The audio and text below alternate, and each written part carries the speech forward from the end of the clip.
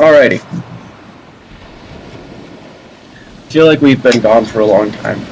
I feel like it's been a really long time since we played, like, what, 2 weeks? We were out at sea, but now we're back to land.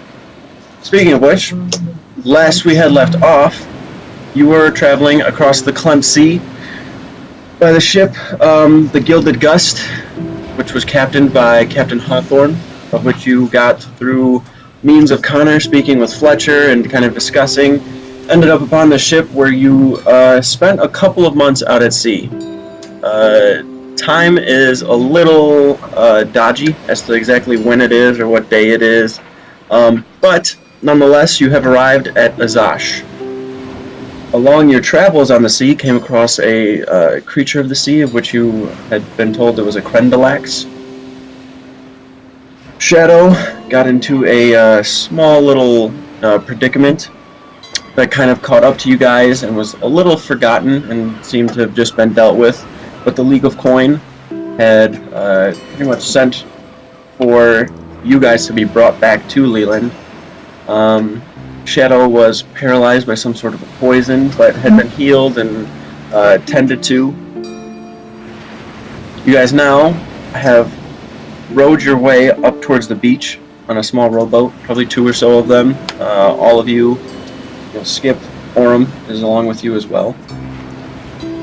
Now, just outside of Port Krista, on the beach where you've just rowed upon, you can see that it's really not that large, the port itself. There are several boats that are near the docks, but inland, like where there are buildings and things, there are only a couple of like huts and things like that. Immediately, once you get onto the beach and kind of pull the canoe up to shore, the thing that you recognize instantly is how hot it is. The humidity and warm air with the sun kind of constantly beating down on you brings a bead of sweat down your forehead, and you're actually starting to, breathe a little heavy and like look around and go towards a water skin and take a sip from it. Looking at the buildings, the architecture is not extremely modern in any way. It's very, very tribal. There are a lot of huts and things. There's kind of like a straw roof to them or some sort of a thatch, and there's like palm fronds and wood that is building everything. There's no like stone used. It's all very lightweight material and thin.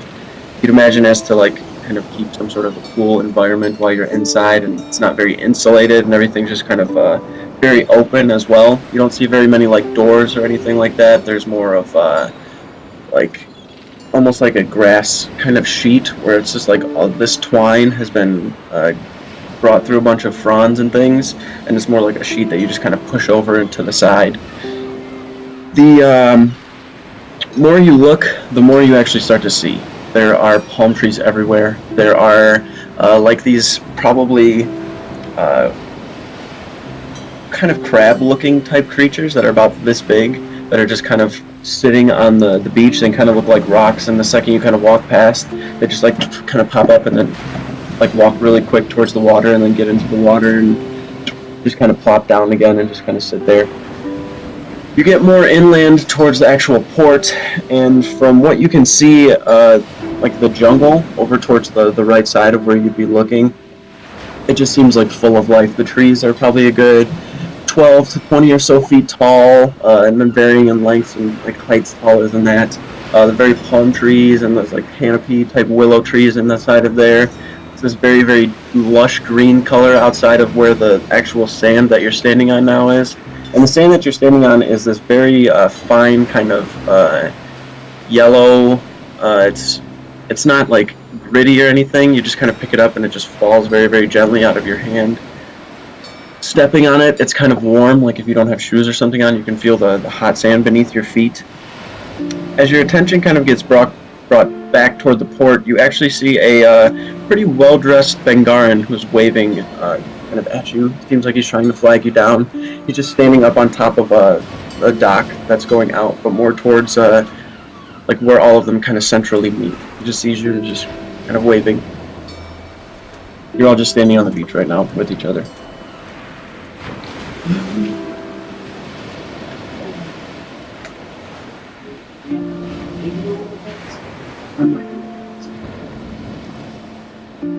don't need somebody to get your back?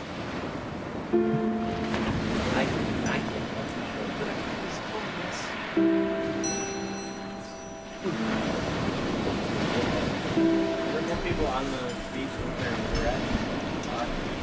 Which way does this go? Whichever way you turned it. All the way. Get out. You shouldn't do it all the way. Yeah. AJ and Kyle were saying the audio was really bad. I don't know which way. So I'm just gonna put it right there. Put it in the middle. Exactly.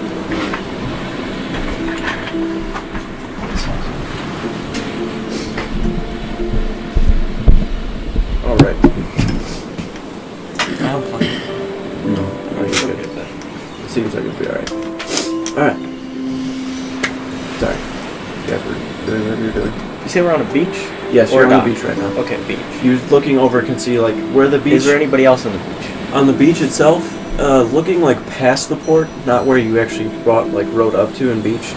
There is like straw huts and things that you'd imagine other Bengarran probably just live along the shore here. Alright, now back to my question. Are there other people on the beach? You'd imagine within the straw huts and stuff, but you don't see anybody like where Okay, you now guys where are. we're at. Not where you're at. No. It's probably oh shit. I'll start heading towards that guy. Okay. Always perceptive. Alrighty. As you guys start making your way up, Finn, you looking around, the beach is like, I'm not going to say familiar, but just the atmosphere itself is. The way with the jungle being back there and the beach remind you much of like your days that you had spent in Azash, although they were very like brief. You're not sure where in Azash it was, but you do know it's definitely on the continent somewhere. Just a little nostalgia makes you think of those people that you spent your time with, and then your roots, and then you kind of look over towards Muldrak and seeing him and having some sort of a bond in that way, and then you just kind of continue to walk further. The gentleman or woman, I don't know, waving at us. How far away is he? He's probably a good like 50 or so yards. So I'm gonna start heading over to him, and if I'm the person that is the first in line to make contact with them, I would say hello, how are you, but in Bengarran to him. Okay. So as you guys are all walking up, the individual you can see is not like jumping like frantically. He just kind of like has one hand in front of him and kind of gives like a wave a couple of times, and then once he has your attention, just kind of gestures for you to walk over towards him. You all start walking over in that direction, and once you get up to the individual, as you're approaching him, you can see that he is a kind of dark jet black furred Bengarran, very cat-like features that represent or replicate something of like a panther. It's a lot less slender though. He's got more of a build to him. It's not like this very, very thin kind of cat-like feature. He's pretty well built. You can see the hair beneath his chin is actually longer and forms some sort of like a goatee that has a little bit of like salt and pepper look to it. There's like bits of gray within the actual goatee itself. He has these light green eyes with like a fleck of yellow in each of them, and he looks over towards you. And as you walk up and say that to him, "Greetings, you must be the Keepers of Zaxria." Yes, we are. That's us. Honorary member. Just don't put that one out there. We're all present. We're here. Yeah, he kind of gives a nod. My name's Ander. Kajad. Nice to meet you. I'm Finn. Over there, that large, hulking, metallic man. His name is Skip. We have Connor. That's Shadow. Muldrak. And then Oren. It is a pleasure to see you. You don't have to remember all of our names. I think I will be able to. We do not get many diverse groups here in Azash, so when I saw you, I immediately thought that you had been the Keepers. Good guess. You especially don't have to remember his. Point at me. Anyway, Did he point at me? I see that you have business to tell us. He kind of nods. Yes, I am Kajad, as I had said, advisor to King Zankala. I'm here on his behalf and to accompany you back to the Royal Temple in Akest. It is nearly a 2-week journey. I sent my Royal Guard away as I was not expecting you today or anything. I've been here for about a month in the port waiting for your arrival, so I sent them back to get supplies and other things, but Whenever you are ready to return, we can do so. I would feel safe in your company, but I'm sure you would like to rest within the inn for a little while at least. What time is it? It's probably about midday. A little past noon, at least, so 2, 3 in the afternoon. My back is a little sore from... How bad is like the transition from like sea to land? It's definitely really weird. Like when you got on the beach, you could feel like your my legs. balance is all off. Your legs are definitely a little like, I wouldn't say numb. I get it. There's almost like a pins and needles kind of thing, just because of like sitting in one spot for so long and like kind of rocking, and then you start walking on the land and it's very solid, and your footing is. Your bearing's a little off, but it's not like where you're stumbling and falling over. It just feels really weird, and it's like where you're sitting there jumping on a trampoline and then you get off and try to jump on the ground. It just feels very, very strange. Yeah. You're definitely like a little tired too, especially because like sea travel is a little wear and tear on you.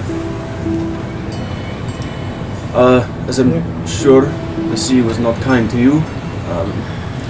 If you wish, the inn has already been made for you. There are beds within there that you are to sleep in. Food is to be brought to you if you need so. And I will meet you within there in a few moments if we wish to discuss what it is we had reached out for. Sounds good. I make my way. He gives a nod and kind of walks over towards another building, like within the port, not the same one.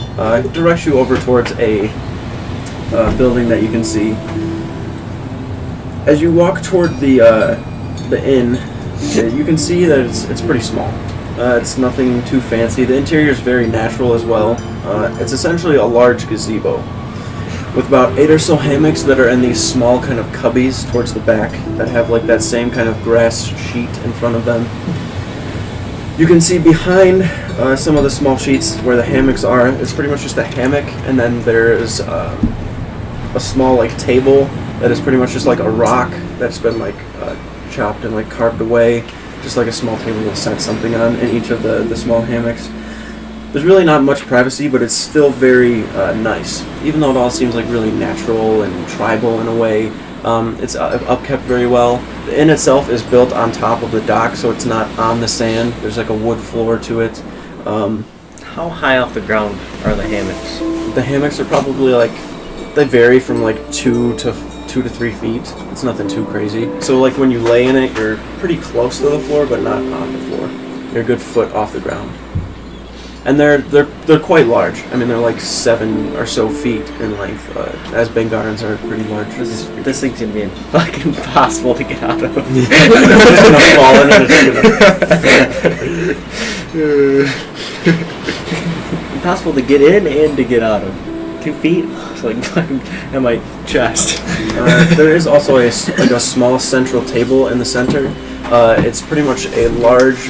It looks like a large piece of bark that has been like sanded, and then underneath it there are just like kind of legs from probably a palm tree or something that have just been carved to look like it. Keeping an eye out for any markings of the league. Okay. This guy is a mark of the league. He's part of their group. He just kills us. We led you into my trap. This whole island. I knew you guys. You're probably within the inn for a good amount of time before anybody else comes in. So if there's something you guys want to do beforehand. Okay. Guys, I was thinking about it. Okay. The last time we were gonna fight, what guy's name? Tenebris. That's the one. And we were gonna fight him. Okay. We were trying to get everybody, all like the kingdoms, to help us, but they wouldn't. So maybe it's a good idea while we aren't in danger, we start helping, like we're doing now, but with the other places. Did you call him Tender Bits? That's a good idea. I like it. Yeah.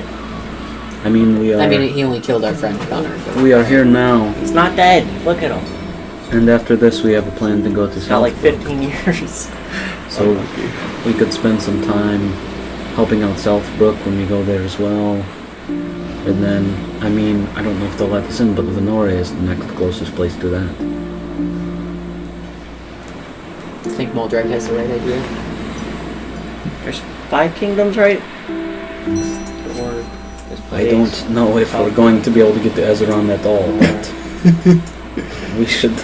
Maybe we'll pick something up along the way.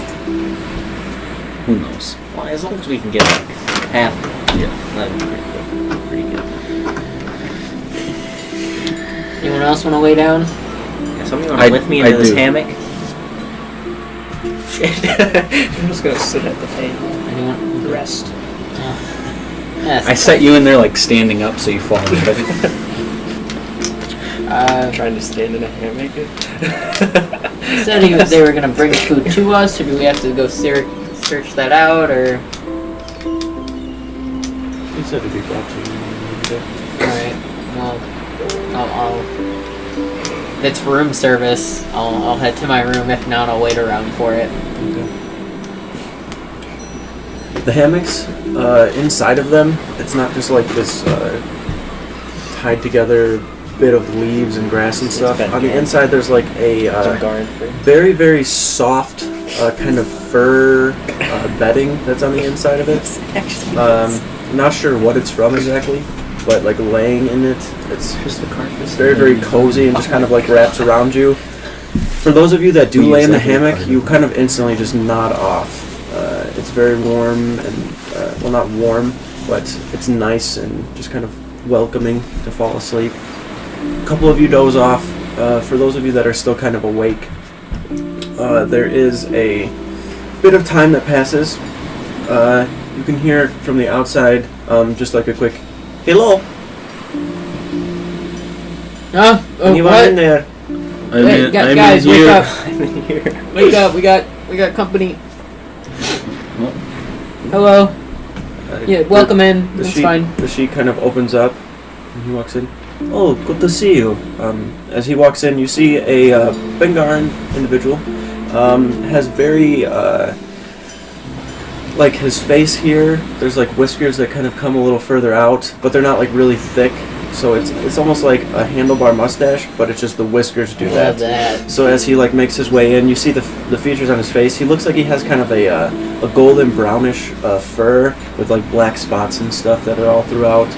His hands are very not like thin, but they're a lot more paw-like, but they're not as like meaty as Moldrak's hands are. He has like slender features too. He's probably only about 5'6". Looks a little thin compared to other Bengarran that you've seen. He doesn't have like a very thick frame to him. His shoulders aren't very broad. Looking at him, he'd probably resemble something of like a cheetah or something of that nature.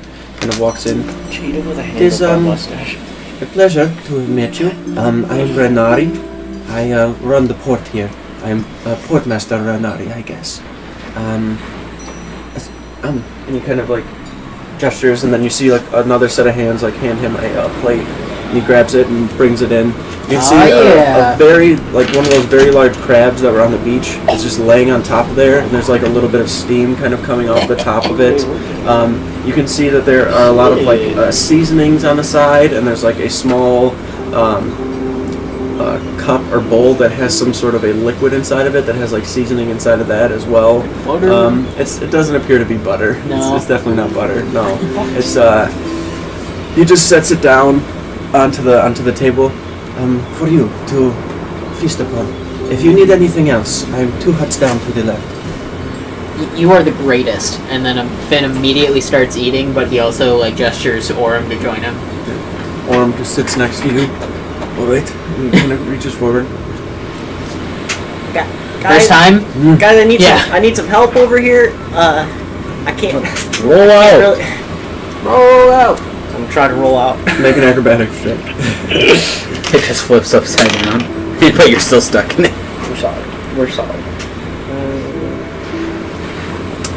18. 18. Yeah, that's enough for you to just kind of... You still fumble to get out of it, but you kind of land on the ground. Make your way over to the table. Alright, as you all begin to indulge in the food, it is crab, essentially.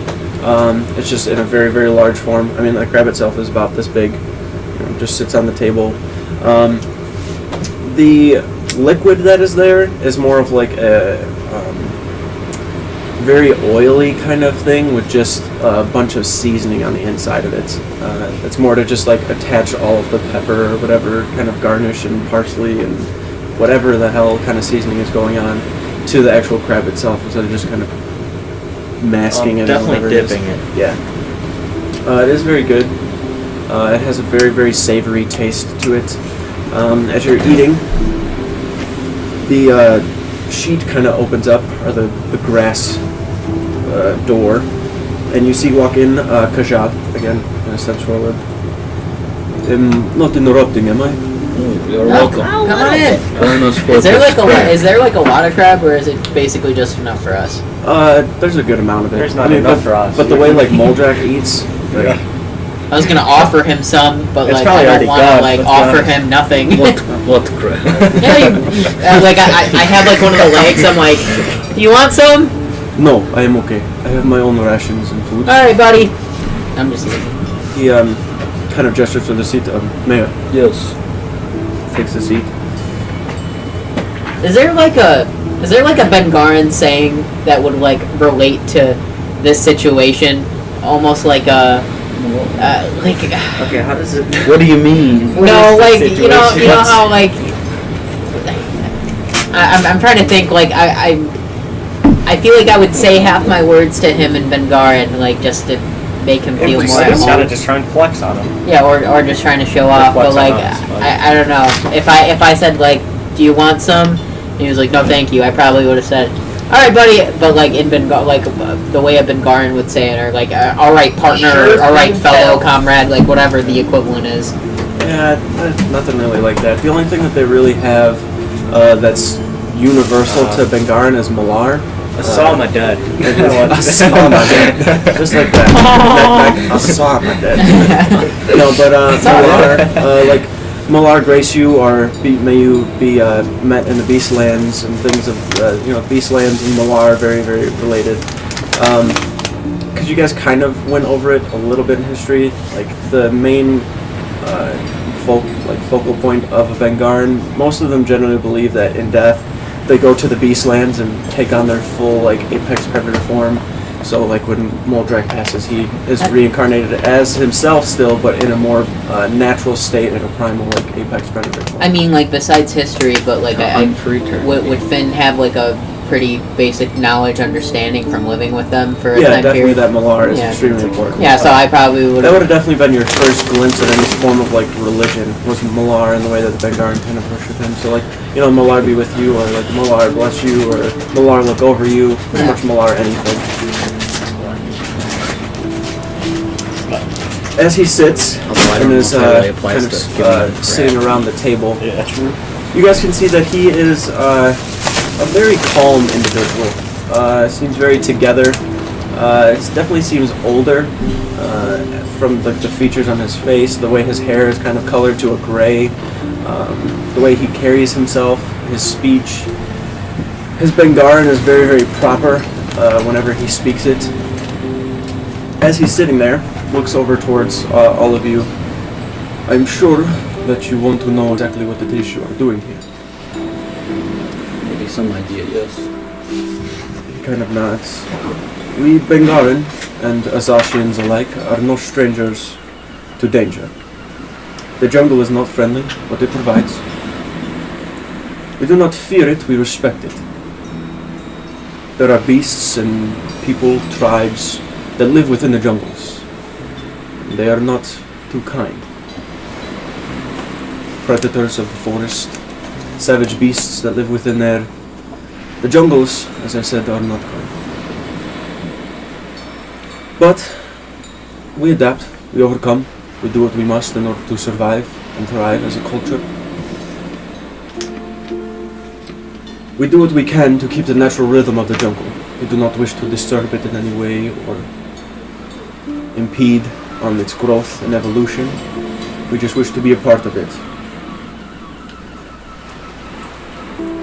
Things have been happening, strange things, since Zalneth, during Zalneth of last year.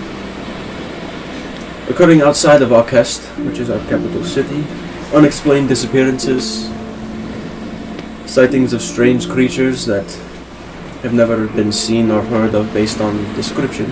I have a quick question. So, I'm sorry. I know he keeps track of the times, but what were we doing during this time he spoke of? Last year during Zonnath, you would have been probably just graduating as Keepers. But we had defeated Jakar at that point, though. You would have defeated Jakar, yes. Okay, so we were like on our I was probably heading to the Lyceum. This is Not the Lyceum, but this is when order. you went. Yeah, this is when you went to the Lyceum for the order. Okay. Probably right around then. Maybe a little before this. So during this time, you would have been at the Lyceum. Okay, I was just making sure it wasn't like things started happening as soon as we got rid of Tenebris or something. You know what I mean? No. Just trying to connect the Yeah, dots. no, it wasn't during that. It was your fault. You're here too. Yeah. Guess what? You're not even. You haven't been on this continent in a long time, but Billy you're actually makes still the rest of causing the problems. campaign just Devin's fault. That would be lovely if everything poetic. wound up being somehow connected to my doing. Anyways, during Zonnath of last year, strange things started occurring outside of Alcest, within the villages that surround it. Unexplained disappearances, sighting of strange creatures that have been never seen or heard of based upon description. Strange disease and madness overtaking these villages and pretty much leaving them abandoned as the people either killed each other themselves or disappeared to the jungles. All of this happened within a few miles outside of Alcest. Villages, probably 8 or so. We even had one of our tribes that has been around for centuries has been eradicated from disease. Although all of these things are not similar in their how would you explain it? Although they are not the same in what they are, it is what they do that is similar.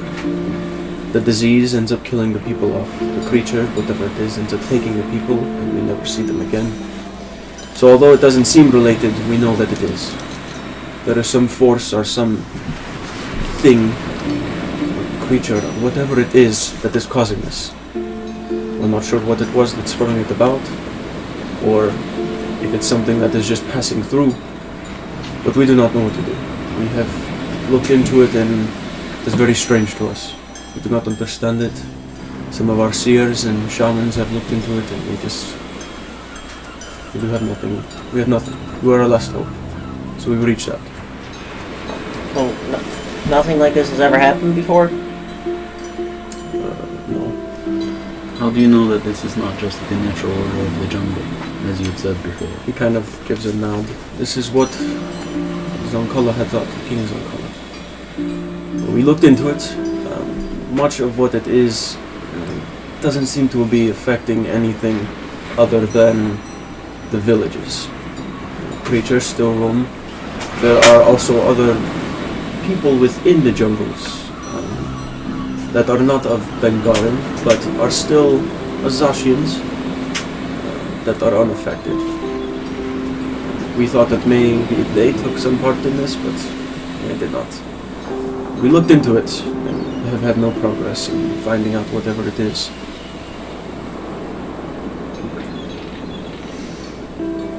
Well, we are here to help in any way we can. Thank Malar that you are. It has been very hard for us. We are a proud people, so it takes a lot for us sometimes to reach out, especially so far away. When we heard there were a new generation of keepers, we had to at least try.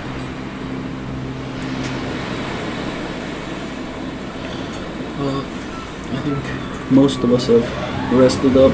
Maybe, I don't know if it's getting into like the evening. It is getting quite dark, so it is best not to travel the jungle at night. In the morning we should head out then? First light if we wish. Unless you guys want to explore the port more. We could do that after. Okay. Within the port, the probably only thing that you would like to see is maybe all of the huts along the side. Some of them sell wares, fish, some of the crab, things of that nature, but the only thing the port is really used for is docking boats. Okay. said you sent your guard to go get more supplies. How long should that take?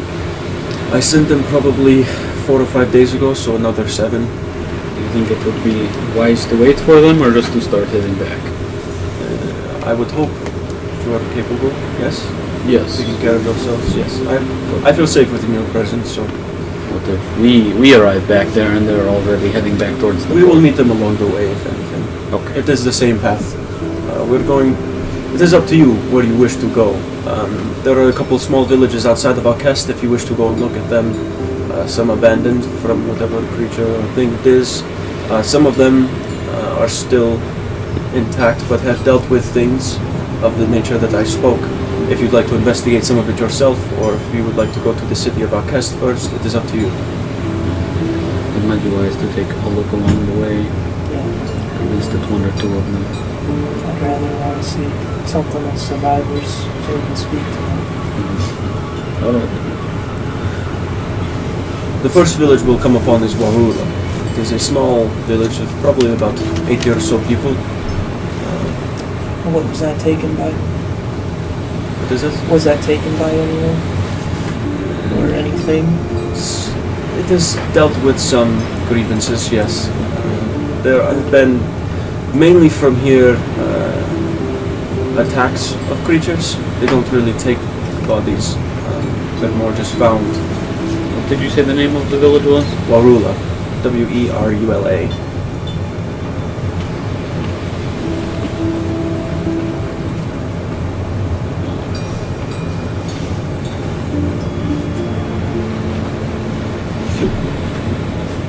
How is the weather right now comparable to main continent? Super hot. Super hot? Humid. Cool. Yes. Don't know so about- like if you have thinner clothing, that's what you're gonna be wearing. Yeah. So Just a loincloth. I can't wear my because like jacket. You can, but it's really warm. I'm thinking about like people in real life in like Saudi that wear like gowns and or like, you know, full headdresses, or, you know, people that wear hijabs and shit like that. Those are They really manage, breathable. but it's almost like it's like that's what they Yeah, it's extremely thin material. right, absolutely. But it's Yeah. also like they've adjusted to it, and that's how they live. It's not like Yeah, they someone, definitely act like yeah, it. and it's not like someone coming from colder places going to live over there and then putting it on. Mm-hmm. So I'm wondering if like Finn would be very uncomfortable in his full robe attire from the Order, because on the ship I was wearing, you know, basically like sailor garb, just with my staff, which You'd works. probably be okay in just the robe. I feel like regardless of what you're gonna wear, it's gonna be pretty damn warm. As long as you're not like layering up, you should be okay. You're definitely gonna be like having to drink pretty often and like hydrate and stuff like that. Especially once you get into the actual jungle itself, you'd imagine it's pretty humid. Yeah, I think I'm actually gonna stay with the clothes I have on, just for the time being while we're here. It just seems like it's kind of more. What of you a- have on is probably a lot thinner than Yeah, the robes. and then on top of that, I just feel like it's, you know, more of a hindrance, Right. and I don't think that clothes necessarily give me any benefit. It's just kind of a stylistic choice. So yeah, I'm gonna stay this way. Knowing that or making that decision, I would look over to Connor and be like, "You want to change out of those? You feeling hot? Are you good?" All right. Sweating. I'm fine. Southbrook's climate's pretty like warm too because it's kind of more south as well. Not nearly as warm as this, but it's pretty warm. No, like, and I feel like I would have had adjusted to that, but I Yeah, wasn't but wearing you guys- the robes I yeah. did now Right. back then. You guys were on the for a couple of years, so you kind of acclimate to it anyway. So, yeah, I get what you're saying. Anybody else doing some wardrobe changes or anything before you guys fall asleep? Anything you want to do before you go to Probably bed? taking my jacket off. Okay. Maybe. Roll it you up, know. tuck it in the bag. I've taken like everything off except the loincloth. Got it. It's just like a Yeah. leaf. Fucking Pretty big much. out. Pretty much. Yeah, Modrek's definitely feeling it.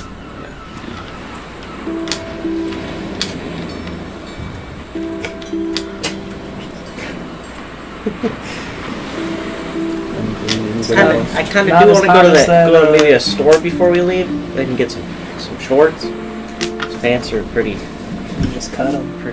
whoa. Yeah, you could just cut them. I'm not cutting these pants. I'll cut them. I know how to sew.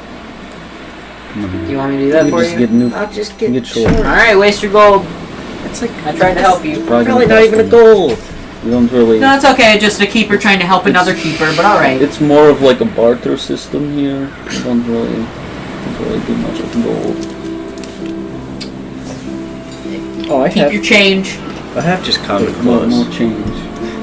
More Keep, change. keep your Go use the value up. bathroom. Go use the bathroom. It's like saying that as he's As he's like walking trying out. to, he's like on the corner of Yeah. like the door. Yeah. Wait, what time is it? Right now it's probably close to like 6:37. So you imagine the sun is going to start. Or the sun is actually like going down right now, like over the top of the jungle. You can see. You think they'd still be working? Did they have any like I probably have no idea. like on the way over here, any like benches or seats or chairs or anything like outside? There's like natural stuff that you could definitely sit on, like a big boulder or like a collection of like leaves and like not leaves, but like palm fronds that are just kind of bundled up. Like you just kind of relax on them and stuff. There's not like any like hammocks or anything outside or chairs that have been made. There's a couple that are like on the dock where you imagine people probably sit and like fish. Okay. But other than that, I've never like been over this way before, so I kind of The just want to hammocks are so see, soft because you're you sleeping know, on like the skin. the night sky around here. You don't waste any part check of the it out. Bengarran here. Jesus. Yeah. We walk in, there's just heads mounted everywhere. I guess like you had to say, Put those like in commune with the stew. stars for a few hours. okay. They must live on through us. He's Literally. not wanting that. Did you want to go and look? For Yes. All right, go ahead and make an investigation check. These people aren't going to speak common at all. I can go with you if you want. Okay, I'm finding 19. 19. Okay. I'm gonna go with him. Alright. As you are walking around, like, outside, all of those, like, straw huts and things, there are people within them, and you can see that they have, like, small, like, racks or something outside of their hut. Some of them have, like, sheets or something thrown over them. Some of them are open. Most of the buildings that are by the port, though, excuse me, the one is the inn, there's another building behind that, and then there's one that seems to be something of storage. Just by looking into it, you can see there's like barrels and stuff all stacked up on the side. You imagine it's like food, things for, you know, sailing and things like that, whatever the port masters would be. And you can actually see Portmaster Vanore is like standing outside kind of near it. Make your way past that a little bit and are just kind of walking the beach with Moldrak at this point. I'm going to have to try and go to a kid's store. Kind of walking along. No way they have half you get probably about 5 or so huts down before you see a Bengarran woman. You can see that she is kind of older, almost actually walks like on all fours. She's just kind of hunched over quite a bit and is kind of shorter, so she's just kind of making her way along. Has a couple of like barrels that have like cloth and like some sort of leather material inside of them, and there's like one that has like that same fur that was on the hammock Shorts? stuff. As she's sitting there, just kind of looks towards you guys and smiles, and then turns back around, and you can see that she definitely has some sort of a tailoring kind of cloth working type thing going on here. I say hello to her in Bengarran. She turns around. Hello, good to see you. You don't understand the word. No, I don't. My small friend here is looking for some clothing to adjust to the warm weather. Do you have anything? I can probably make something, yes. She kind of looks and smiles. It may need to be cut down a little bit, but I can do it.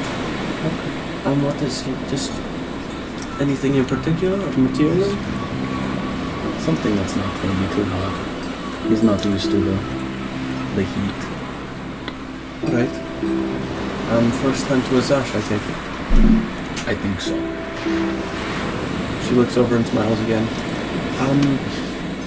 She grabs like 3 different types of material. One of them's like a very basic cloth. She just kind of like lifts that up towards you. You like that? What color is it? It's just like a beige. She Next. goes towards the next. Grabs like a very thin leather material. It actually almost looks more kind of, I wouldn't say scaly, but has that kind of consistency like a snake type of skin or like lizard skin would have. Just kind of holds it up.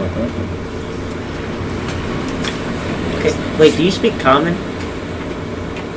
No, never mind. He's strange. Don't worry about him. She just kind of goes over into the actual hut. Speak American. Makes her way out. You can see she has like a pretty sizable pair of pants. They're sizable to you, but kind of small to you. You'd imagine they're probably built for smaller Bengarran or something like that. But as she sets it down, just kind of sits with a little bit of like needle and thread and begins like pulling the actual waistband in a little more. Takes a blade and kind of cuts at the pant leg and then starts like hemming the bottom of it to fit better. Damn. As she's sitting there kind of doing all this, where are you from? I am from the far north. I don't really know what it is called. This is just an island. He is from Southbrook. Alright. What brings you to Azash? Well, we are here to help out the king, I guess. You are? Yes.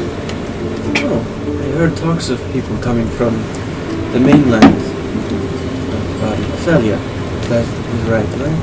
Yes. I'm not sure what it is. I don't speak too much on the gossip, but welcome to Azash. And she kind of like takes the pants and hands them forward, kind of towards you. Those have been in the back for a while, so don't worry about giving me anything. Sure. Do you have any work you need done? Actually, if you could, there are a couple of fronds up at the top that are a bit older. I'm a little too old myself to go out towards the jungle, so if I could just get probably 5 or so more and have them placed on top, that would be... How much do I have to pay her? It is okay, I got it. Oh, really? Yeah. Oh, thank you. We'll put these on. Alright. He's gonna go Thank- try them on. Thank you.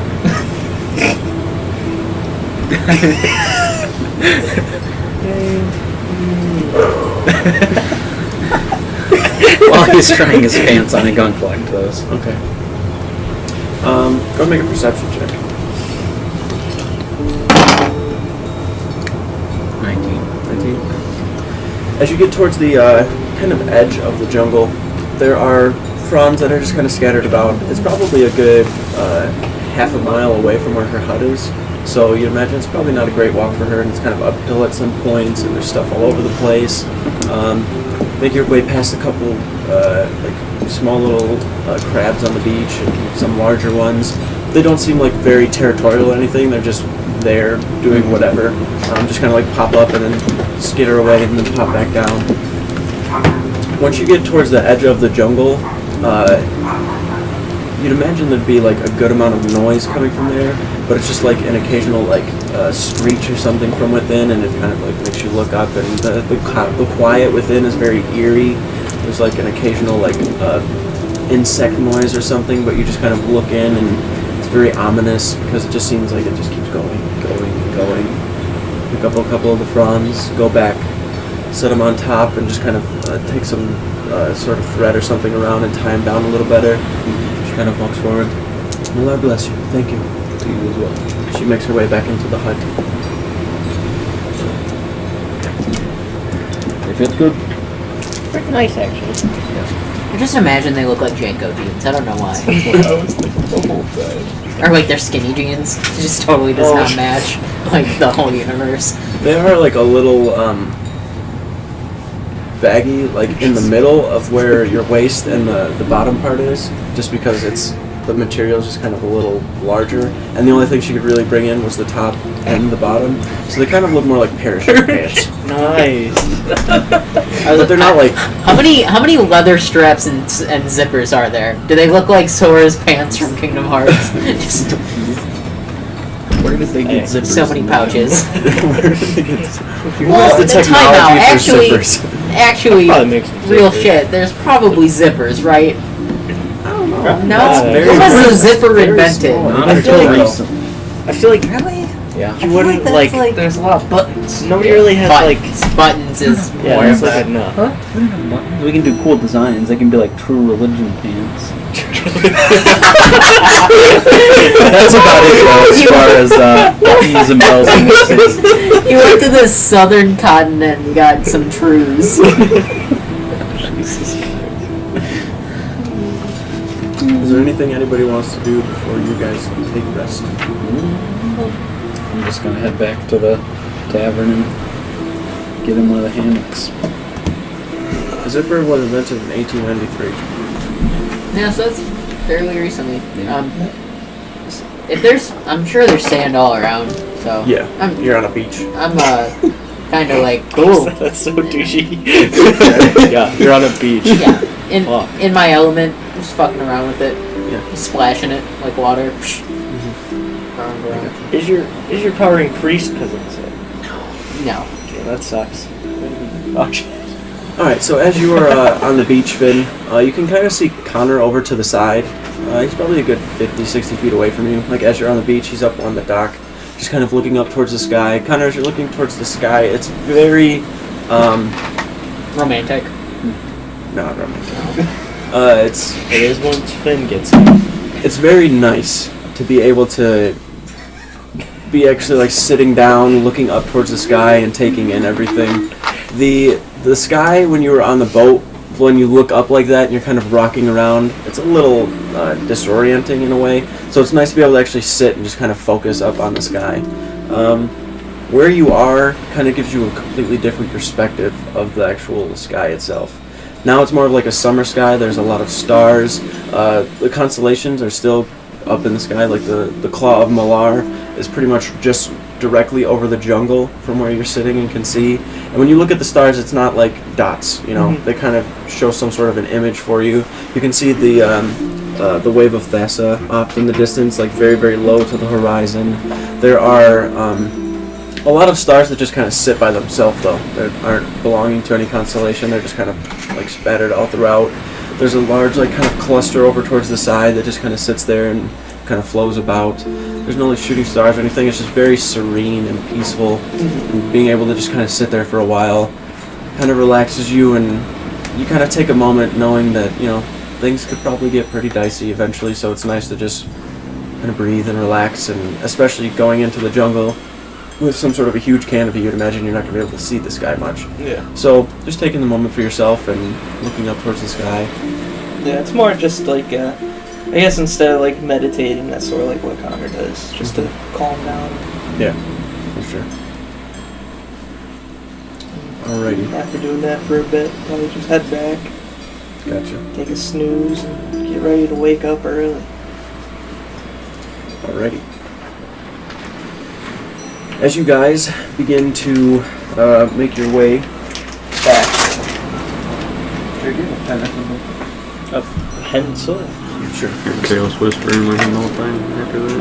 I'm sorry, what? Sitting on the dock, I hear careless whisper in my head. Or just someone whistling, my heart will go on, like faintly in the background. The bad penny whistle. I hope Connor likes long walks on the beach.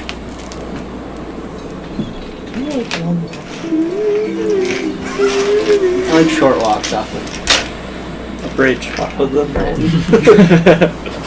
I like long walks off of short bridges. Alright, You're saying planks? I said planks. Short bridge. Yeah, I don't know where that's going. It's probably to another piece of land. It's not how that... Bad joke. I just Come on, imagine boys. Finn by Come on. himself, just like practicing jokes and does that one. I'm gonna hear me from I just hear like, someone from the side like, just talking to myself. looking around like, who the fuck is that? That's Did he fucking just- stupid. That was dumb. That was dumb. Did he just say ladies and gentlemen? I sent a message. Nice try. He just puts his head down. Alrighty. All of you find rest within the inn. What did I say? Inside of the inn. Within the hammocks, you are bundled up, There's like a slight breeze coming from the inside. You can see the underneath where the door is, like the grass kind of picks up a little bit. Insulated. You're kind of insulated on the inside as well, so it's not like super hot. And at night it's a little cooler, obviously. You can hear the waves outside that kind of lull you to sleep. There's not just like complete silence. The occasional like footsteps are heard on like the dock outside, and then they just kind of disappear into the distance. You fade away into a sleep. Wake up the next morning to the sound of birds calling, seagulls, crying out.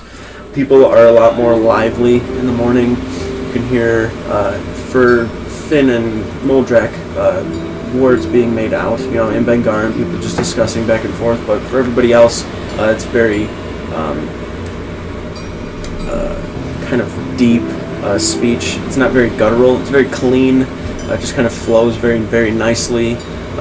There's a lot of like deep kind of, I wouldn't say like growls, but more of like a purr, I guess, in some of the speech. It's just very natural. Mainly for the Bengarran, when those kind of purrs in the speech are through. But when Finn says some words in Bengarran, like you've noticed too, it's not very natural. It's very, very forced. But he still says it as it feels natural, and you can understand what he's saying. Mm-hmm. But for you guys, it just sounds like a lot of like deep cat noises outside.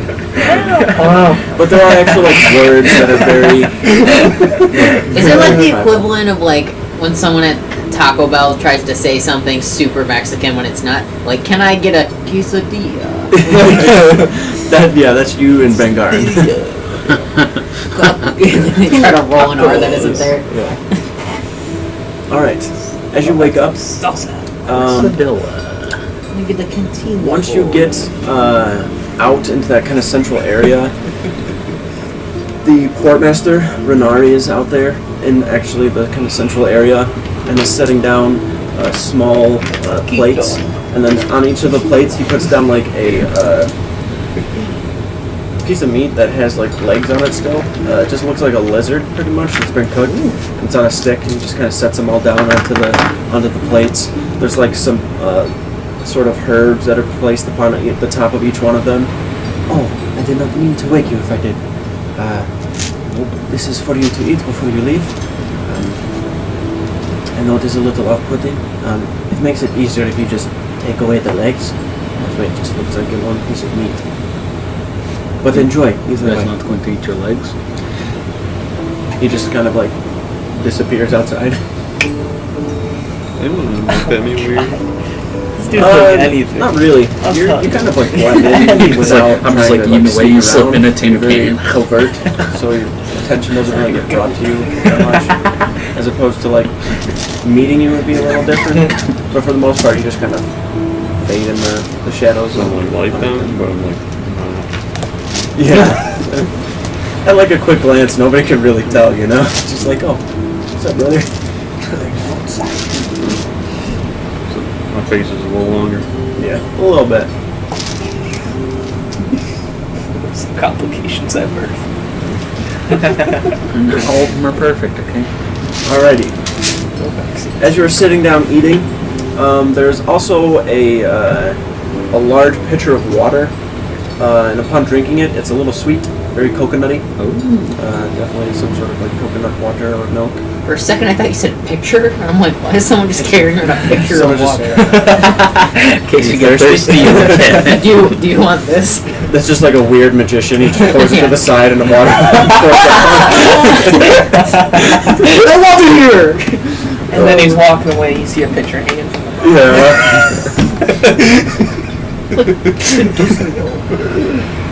Oh boy. Wow. The places that we go when we making your way out, you can see Kajad. Kajad is standing outside. Has a satchel that's on his side. Pretty nice embroidery on it. Has the symbol of Malar on the side. It's pretty filled with some stuff. You can imagine there's food inside of there, some other things. He has a bedroll that just kind of sitting on the back of his waist. Hands to his in front of him. Whenever you are ready. I'm prepare to leave. As I said, it is a 2-week journey to Akast, but maybe a week or so in order to get Wavarula. Everyone eat? Everyone ready to go? Should we get some rations or something? I still have some. Can you make them also? Yes, I can.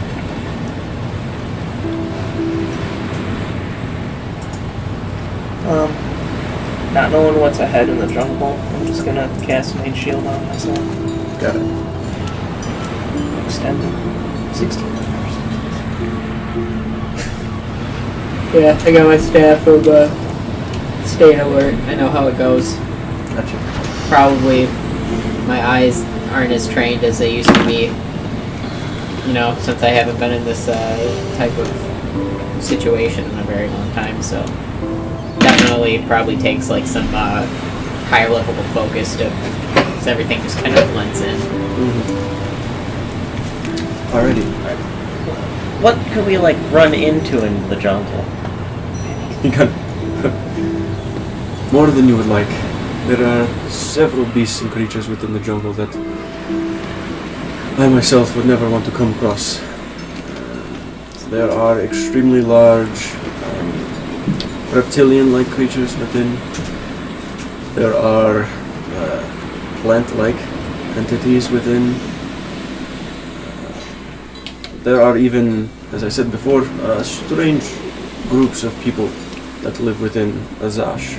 Many people just refer to them as Azashians, just because they are residing within the continent, but very strange ritualistic cultists in a way, yes. Not sure what exactly they are for, but let us hope we do not have a run-in with them. For the most part, it is safe along the road that we take. Forgot poisonous bugs.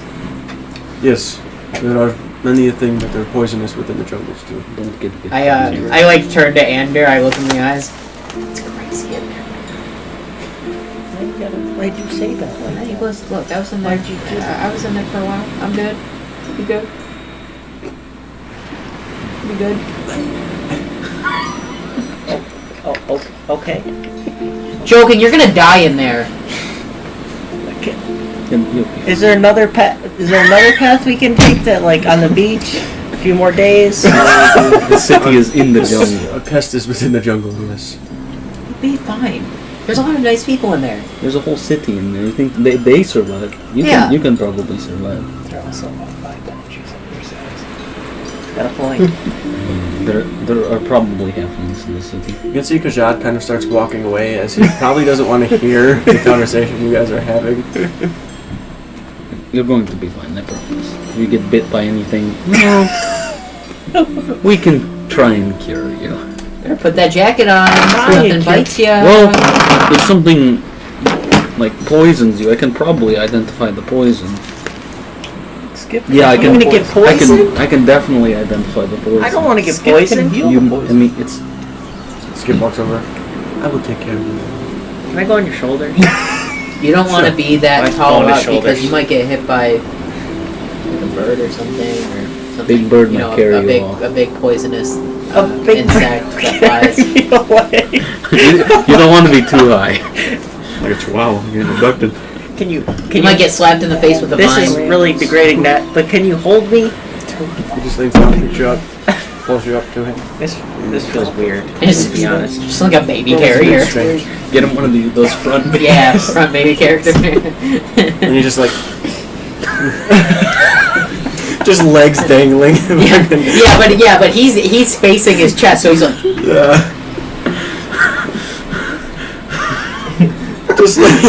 It just like pans down slowly or like zooms out, where it's just you just like throwing cards ferociously, This and then it Skip's zooms just like, out, "Baby's and on then your board." legs are like kicking as you're doing it. Oh man, I can just see it. That's why it's so damn funny to me. I'm walking. I'm following. All right. yeah. Let's keep an eye out for a T-Rex. Oh my god. Or I'm just like, Section where it's not here, we're gonna find dinosaurs. Yeah. Orm licks his lips.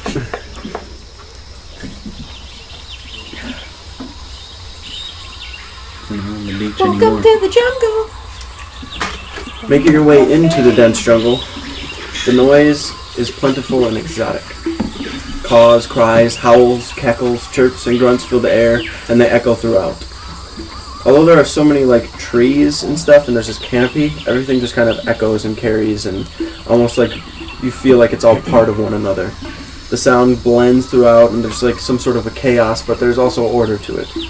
The trees are tall and create this dense canopy, much like a rainforest, and there's a light fog upon the ground, probably only about 3 or so inches, but still there. You can't really see the jungle floor as it's covered by the fog. Every now and then a little bit of it just kind of like moves or something, just from like wind coming through or you stepping in that direction. Kajad seems to be carrying himself with some sort of calm demeanor. Doesn't seem on edge, but is definitely like looking around, and you know, the path isn't extremely soft, so you do have to like kind of walk and step over things and, you know, kind of trek through. It's not just like a walk where you're just casually strolling about. The jungle itself is humid. You can feel like warmth on your skin. Like it's just like this heat that's clinging to you like warm liquid, almost like you're sweating constantly. There's no brief period of like coolness anywhere. The only thing that gets you is like a nice breeze every now and then, but that's nothing, and it's instantly taken away by the heat and humidity. Pretty much. As you're making your way through, there are breaks of light in the actual canopy itself. There is a bit of a calm to everything too. Even though you hear all of this noise and there's so much going on, it feels like you don't really see anything. You hear birds and everything, but you imagine they're sitting up in the trees. You hear like this kind of loud cackle and howl, and it kind of alarms you for a second, and Kajad kind of, don't worry, it is just some of the primates within the jungle. They tend to stick to the trees, so we should be alright. They are pretty ruthless though if they are to come down, so be wary. I'm gonna be walking up next to him in case anything like attacks us like from the front or anything like that. Okay. Speaking of which. Speaking of Rolling up. I need a like marching order. I'm in the back because I'm constantly looking behind to see if we're being followed anywhere. Kajad and I are in the front. smack dab in the middle. Good place to be. Unless those giant birds swoop in. Man, I want a tiger. I asked him to get me a tiger. Crazy, Mike Tyson's in this jungle, waiting for you. Well, Riding the tiger. hey, he's there. Mike? And he punches me in the face and I die. Yeah. Me and my friend, we just out here catching tigers. Alright, so Kajad will be up there with you. We'll just see. Alright. As you're making your way through, as I said, it's extremely loud, but you don't see much. Everything's up in the trees and the sound kind of echoes. Make a perception check for me, Shadow. You are on edge, but you're also taking in everything. The jungle itself is 10? Okay. The jungle itself is pretty like, it's a pretty great sight. Like looking at everything, it's very scenic. The large trees, and there's kind of like willow kind of type leaves and branches that are hanging off some of them. There's a lot of pretty nice like resting spots that you can see too that are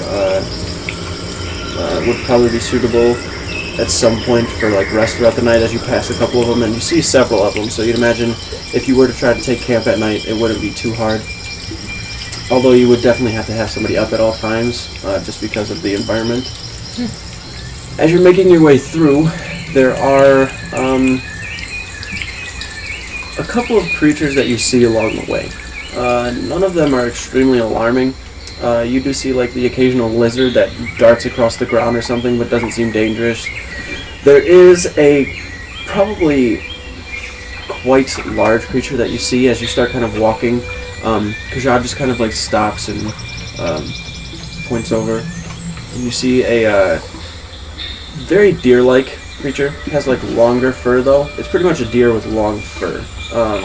Has antlers that are very, very like thick, as opposed to like a normal like deer antler. Like the base of it's probably about this big around, and then it breaks off into a couple of other ones. You see probably about 5 or 6 of them. One of them is definitely like a larger male kind of buck type creature. They just kind of stand, look over at you. And the fur that they have is very, very similar to the fur that's inside of the hammocks. So you imagine that's probably a good source of like food and other things for the culture. Just kind of points over at it, gives a nod, and then the creature just kind of prance off. You guys start walking through, making your way about more and more into the jungle. It gets to a point where if there wasn't a road, you would definitely feel pretty lost, just because it's extremely vast, and where you're looking, you're always kind of expecting to see some sort of a light breaking through where the jungle stops, but it doesn't. It's just this very, very large, dense canopy where sometimes there is like a little bit of a break, but it's only because, you know, there's probably 5 or 6 trees that are taller than all of the other ones, and a little bit of light kind of comes through, but then it's just instantly covered up again further into the jungle. There's a very ambient light around you to where you can see pretty well. But kind of looking around, your eyes play tricks on you. You can see that, you know, over towards the side, as you look at a tree, it doesn't seem like there's anything there at first, and then you watch like a snake or something just kind of like move just ever so slightly to where it brings your attention to it, and then you take a second look and look closer and can see that there is definitely a snake kind of like wrapped around it, slithering its way around. Looking around, you see insects kind of flying above in the top of the canopy. You can see that there are birds that are just kind of sitting up every now and then, because you'll see them kind of like flutter their wings and then kind of bring them back in. So you kind of look up towards it. Very, very kind of bright colors to them as well. There's like this very, very bright blue, or like a bright orange color, a bright yellow. Some of them have like a very, very lime kind of green color. Almost appear not neon in a way, but just like the colors are very vibrant. A little bit more time passes, and it feels like you've been walking in here forever. You're very hot, you're warm, you're kind of sweating. You can feel the sweat dripping down the side of your face, and your hands are kind of clammy. Your throat gets a little dry, and you have to continuously like drink water over and over again.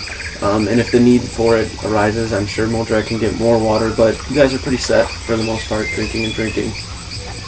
You can see you've probably been traveling for at least a good 9 or so hours. It starts to get dark. You can tell because the forest, where before you could see off in the distance where light kind of breaks through, it just kind of gets dark, and things are now starting to come into focus when you get closer to them, as opposed to being able to see them further away and just getting closer. You're having to have your vision limited just because of the lack of light. Kajad kind of looks back. Maybe a good time to rest. The sun will be nearly gone within an hour, and I do not want to be walking around in the dark. Alright guys, set up camp. Found a small little spot. It's pretty flat for the most part. You're able to set up tents and bedrolls if need be. I don't know if anybody even has a tent. I think it's just all bedrolls, right? Kajad takes a small bedroll and kind of rolls it out. If somebody could retrieve some firewood, we're definitely going to want some source of light around us at night. Anybody have like something to chop firewood? I'll go get it. Yeah, I don't know. We need to get an I axe. think this here old boy staff isn't gonna cut anything. I'm sorry. It's pretty blunt. Can't make like a sand axe or something? Theoretically, I just feel like it would be easier to do like a normal Axe. Yeah. Then you guys kind of like turn around and look, and Moldrak's already walking away. Yeah. Alright. Go ahead and make an investigation check.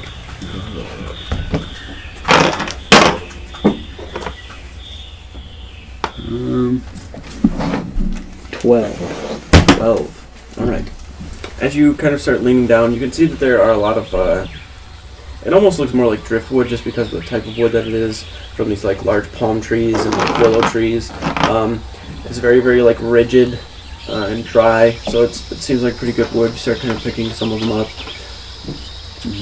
pick another one up and kind of start bundling them under the arm. Grabbing another one, grab another one, pick one up. The second you pick up another one, you kind of feel like a quick... And it kind of makes you step back a little bit and look, and then you can see, like, from the ground, what looks like a stick kind of slowly starts, like, standing up and kind of gets, like, straight. And then it's just kind of sitting very, very still looking at you. Holding the wood, kind of looking. Charm it.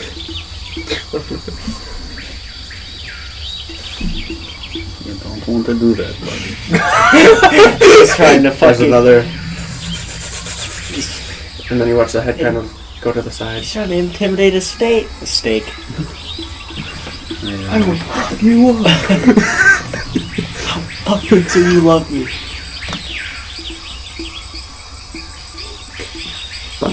Thunderbolt. Lightning bolt.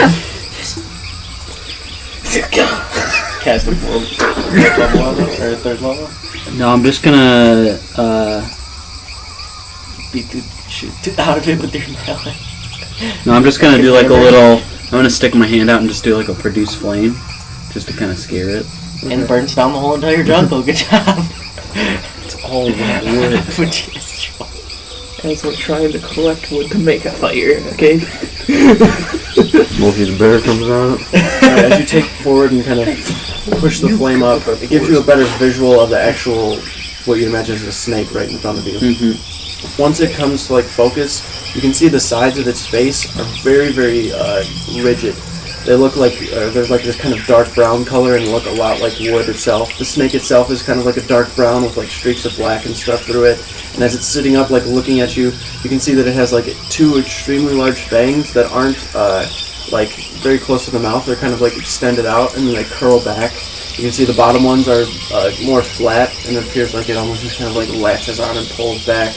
As you like produce the flame, you can see the eyes are very, very small compared to the actual head itself. And once the flame kind of pops up, you see it just kind of like rock back a little bit, and then kind of sit up just further back from the flame. You kind of keep reaching it towards it till it eventually just kind of slithers away. Bite you. I'll ring it out. You didn't call your bluff. Alright, I'm just gonna dissipate it and go back to collecting wood. Pick up a little bit more wood. Head back towards the fire. Kind of drop down a good bundle of it. Get a fire lit. You guys all begin to sit around the fire.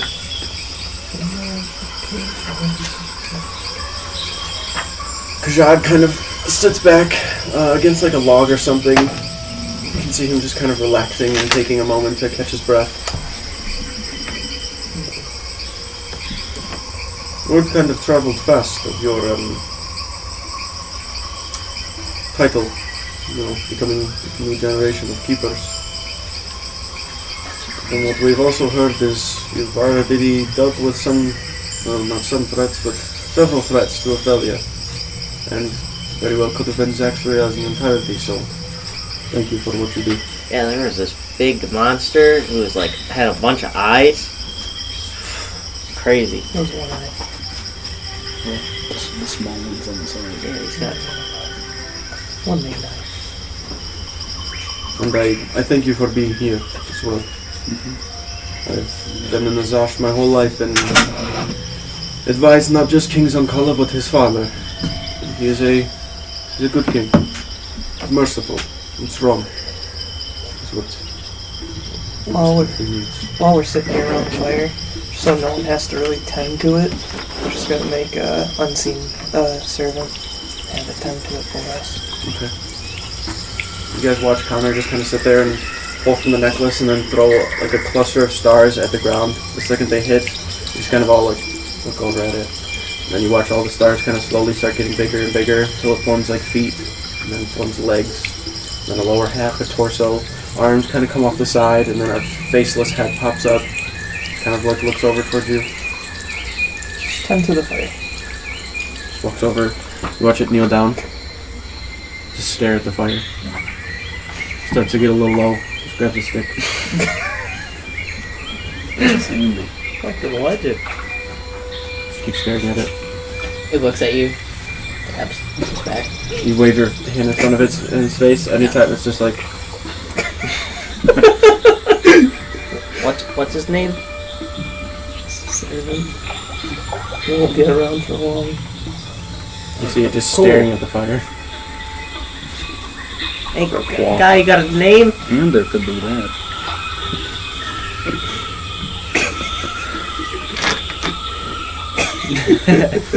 It's not a person. It's magic. Whoa.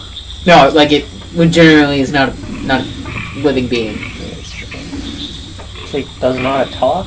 No, it's doing what Connor's telling him to. You would have known if you were in a magic class. Yeah, if you paid attention. I wasn't allowed to take the magic class. I mean, you weren't allowed. It wasn't elective. Everybody could take it. Did I tell you that? I thought I wasn't allowed to take it. 'Cause I don't know magic. How it's gonna work? Oh. Had the chance.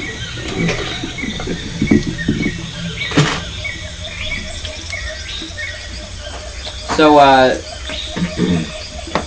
I'm assuming you are from here. You stay here. Have you traveled yourself outside of these parts? I've been in Azash my whole life. I've gone as far south as the edge of the desert, but never been into it.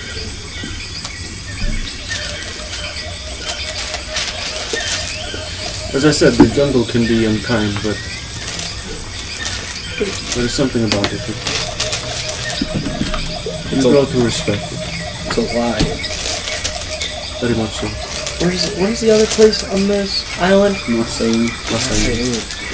That's where... It's like 3 days right now, yeah. Where it's from.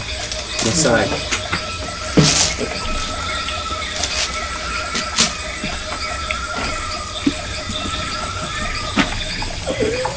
Bird broken. It's one dumb bird. Okay. What you don't know is it's just a bunch of people and it's just making weird noises. Are you from the city or are you from the tribes outside of the city? From the tribes outside of the city. From the Mogadishu tribe. Would Finn have recognized that? Not saying he interacted with these people, but just by name. Damn. Would I have ever heard of them when I learned the history?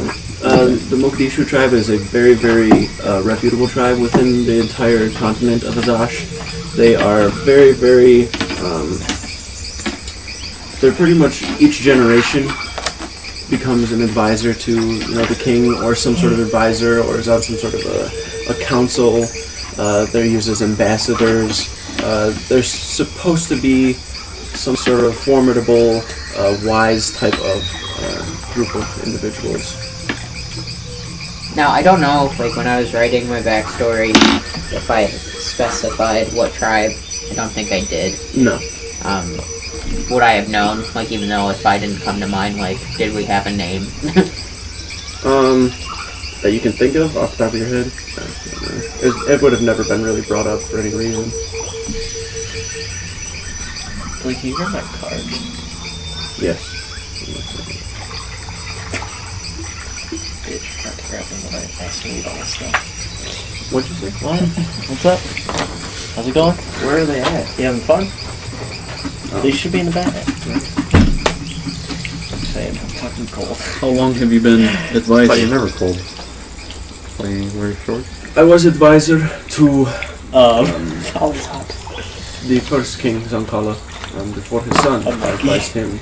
I advised his son now for the last 20 years, and advised his father before him for maybe 15 or so. Seem to have done a good job so far. I do what I can. As I said, King Zankala is a great ruler, and I've known him since he was a cub, so it's very rewarding in order to be able to continue to serve him and feel as though I was some part in the man he has become.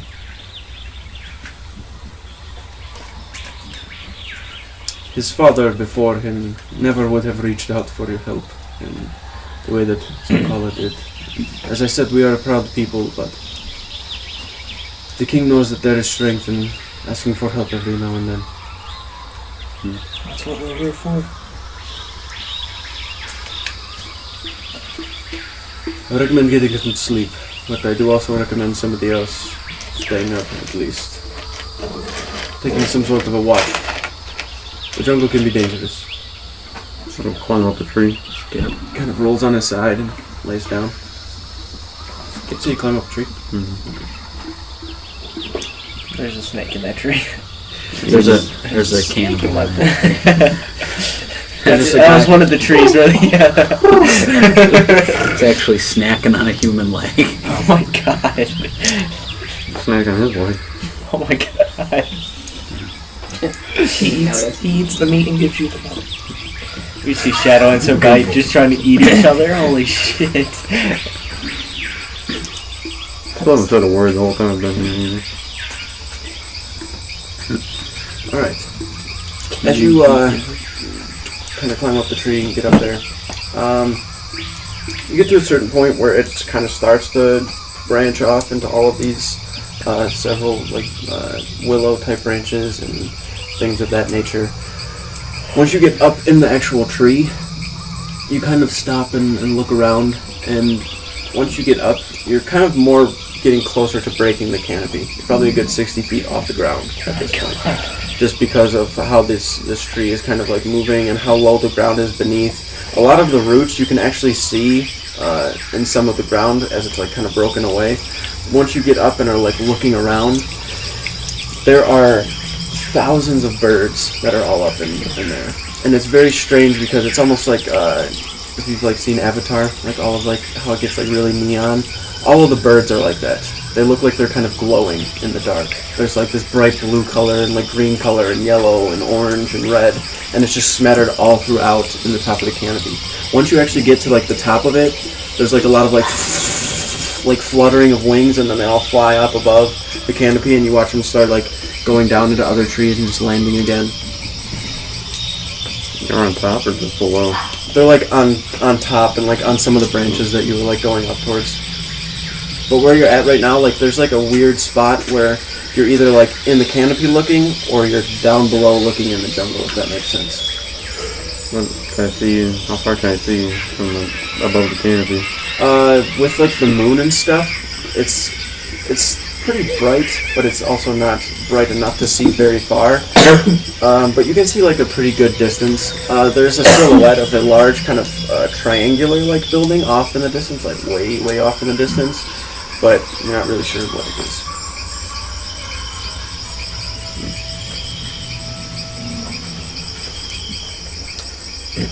Kill him.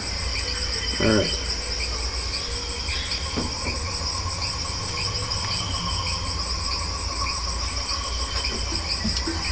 You all begin to fall asleep. The sounds of the jungle wake you every now and then. There's like a loud like sound of a howl of a monkey or something, or you hear a branch snap next to you or something of that nature. You just kind of look and then end up dozing off. Looking around at things, nothing really of note. All of those birds are just kind of sitting up there, give like an occasional flutter and just sit. They're pretty good sized birds too. They're about this big. They don't seem aggressive in any way. They just seem to be sitting up here because it's the safest place for them. It won't land by me at all? Probably a good like 50 or so feet.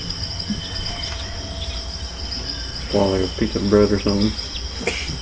Ration. Fucking eat this bird. Make an animal handling check. Bird. Time to get this bread. Let's get this bread. 8. You take the bread and kind of gesture it, and then it flies in the other direction. Doesn't like your human bread. Oh, damn it. Tried and had some matters. They're not pigeons. We don't want that broke boy food. Alright. As the night persists and continues, it eventually gets to a point where the sun starts to come up. Nothing of note throughout the night. I'd imagine Skip would have taken the second watch. You all wake up. Kajad is awake. Just kind of like rolls his shoulders and moves his neck around a little bit. do respect the jungle, but I do not like to sleep in it. Kind of stands up, rolls up his bedroll, puts it back on his side, and puts the satchel over. Are we ready? Yep. Yes, sir. We are still 6 days from Warula. We're only a day into our travel. You wish to rest longer, I understand. We're used to being on the move. Very well. Gets up, casts mage armor on himself again. Alright, It's gonna be like a daily thing. got it. As you begin to walk into the jungle, I almost call it forest, into the jungle more and more, the shrubbery gets a lot more dense. There's a lot more vines and things too that are coming over. There's moss kind of hanging from the sides of trees. I don't have a machine. If everybody could make a perception check for me.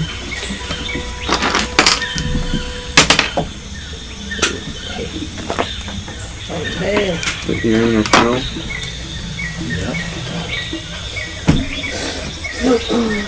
Really? What's that? For scent or ears? Scene. Sorry.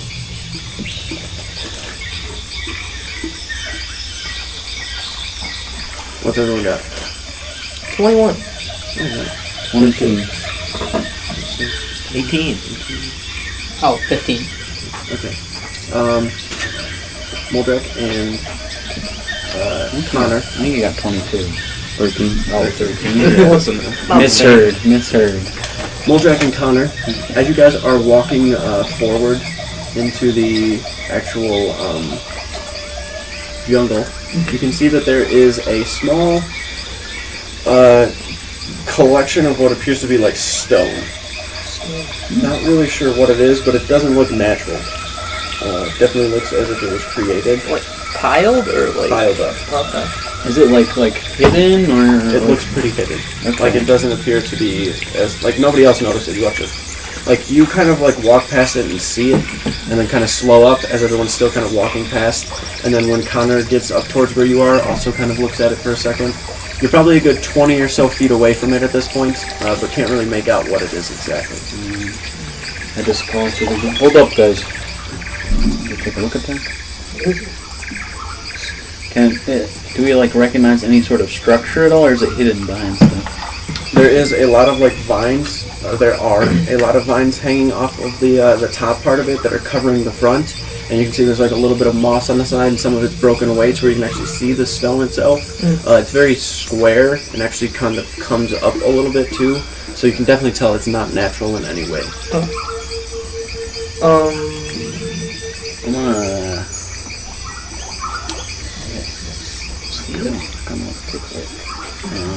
What do you guys talk about? I'm gonna move a little bit closer to it, Okay. and I'm gonna like more closely inspect, looking for like either like an entrance or other living things around. Or... Okay. Make a perception check. I'm gonna sneak on over. 24. 24? Okay. Looking at the small structure itself, you can see that there doesn't appear to be anything connected to it. There's nothing behind it. You can see kind of on the ground near it, looks like a little bit of rubble from whatever it is too sitting there. There's no tree within probably a good 10 or so feet of it. Doesn't look like anything's above it. Or... Those vines. You said vines were like covering the front of it? Yes.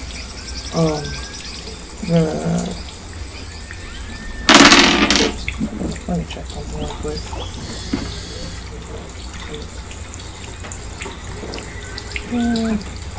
Does it look like we can get like an idea of the size of it? Yeah, there's like big vine. The top part is probably a good like 5 feet in length, and then it's pretty square. Like it's just like it looks like a bunch of. It's a very square kind of like structure. a small stone structure. Kind of like a pillar in a way, but it's more of a. I'm not trying to give away too much here. Right. But looking at it, like you can see the top's probably about 5 feet, and then it slowly starts kind of tapering down. And it looks like thick, like stone like this is just kind of stacked on top of each other over and over again, but just kind of gets smaller. Mm-hmm.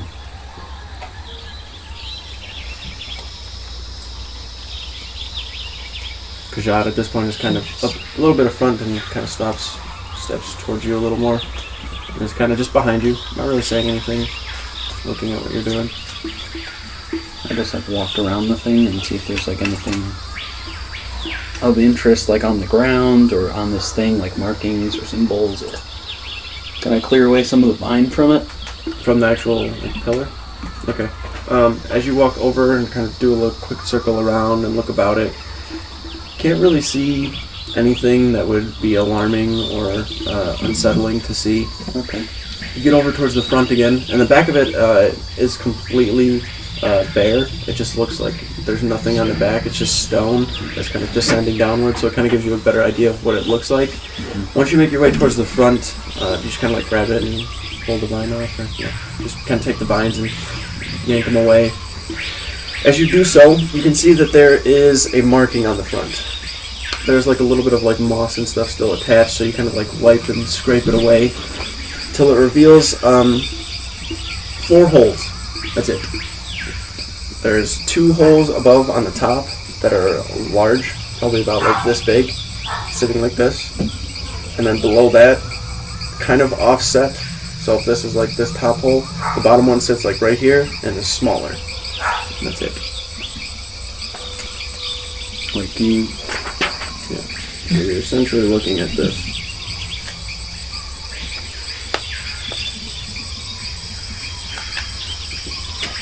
That's not a spell.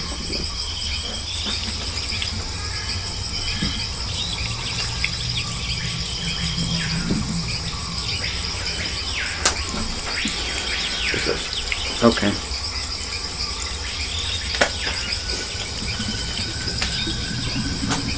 You can see on like the edge of the actual like hole that is there, it appears to be like it's almost like looks like some sort of dried substance is sitting on the bottom part of each of them, like the top ones, not the bottom ones.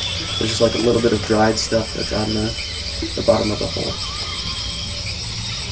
I'm just like, yeah, you said it was like dried. Can I like scoop some of it with my nail?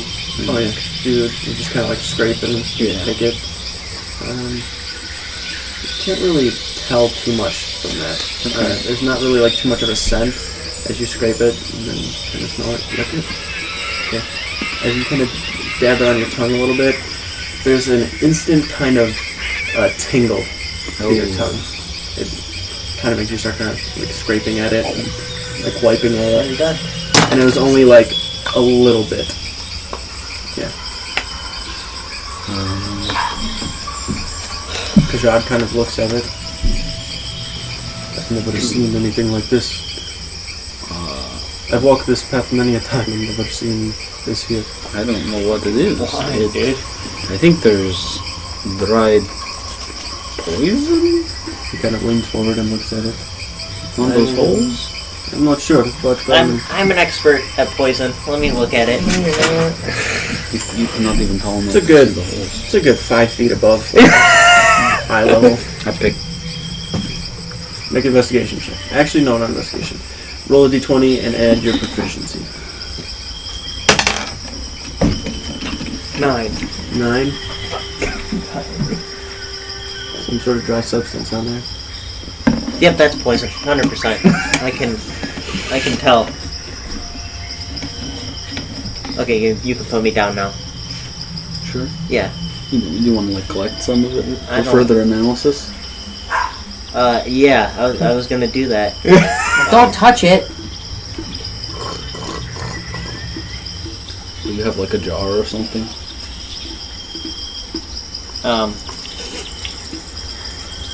That's fine. I have one in my bag. Okay. Seems like a bad idea, but alright.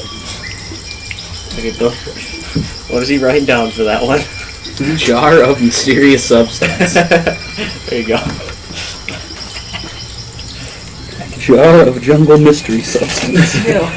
Jar of jungle juice. Jungle sauce. Jungle flakes.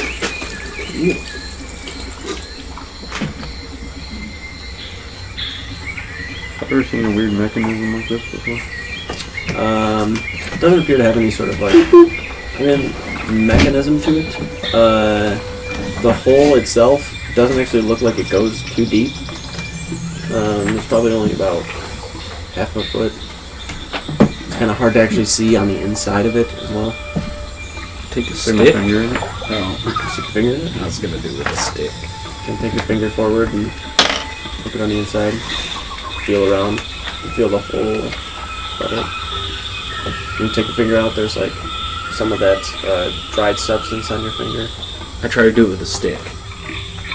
You take a stick and kind of shove it in, move it around a little bit, feel the end kind of snap, and then you kind of pull it back.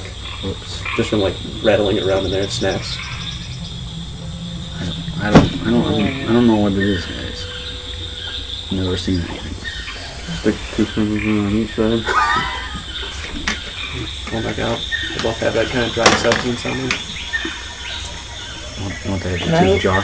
Can I look at the trees around here? See if there's any markings or anything on the trees or anything like that? Go ahead and make an investigation check. Did you put it in the same jar? Yeah.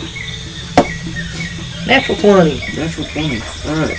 Looking along like the base, where all of the like vines and stuff are kind of sitting, you can see the stone itself, like near the bottom where there's like kind of roots or vines or something maybe, they kind of look eroded, like something was on them and just kind of like deteriorated whatever was in front of it.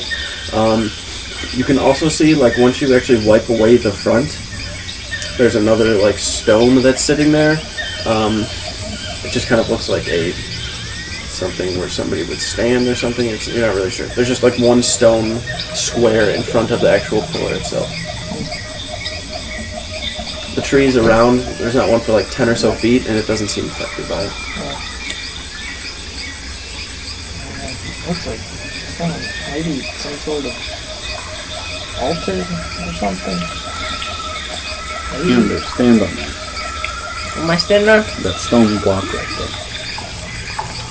Looks a little ominous. You understand that?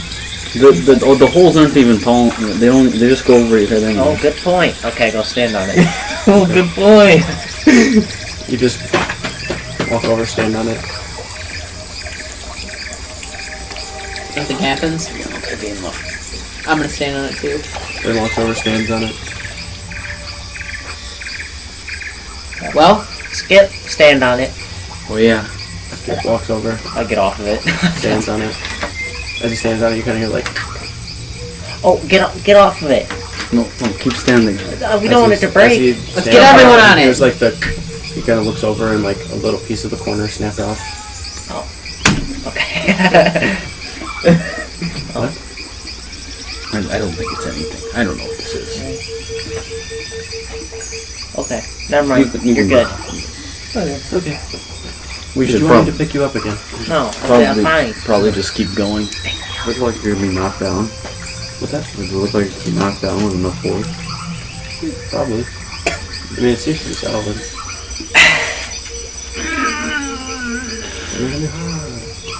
You trying to push it? Yeah. Go ahead and make a strength check. Is it straight strength? Just straight up strength. 19. Okay. Take your hand towards the top and like kind of shove. You can feel that it's solid. It's all one thing. Even though all of like the stones are on top of each other, when you get a closer look at it, it only appears like that because it's been carved that way. Once you actually get your hands on it and are like pushing more, you can feel it kind of like snap a little bit. And as you're looking like towards Moldrak's like hand upon it, you can see like just like your attention being brought that way, and that like natural 20 that you had, like investigating a little bit. Very, very small detail, like along each of those like thick bits of stone.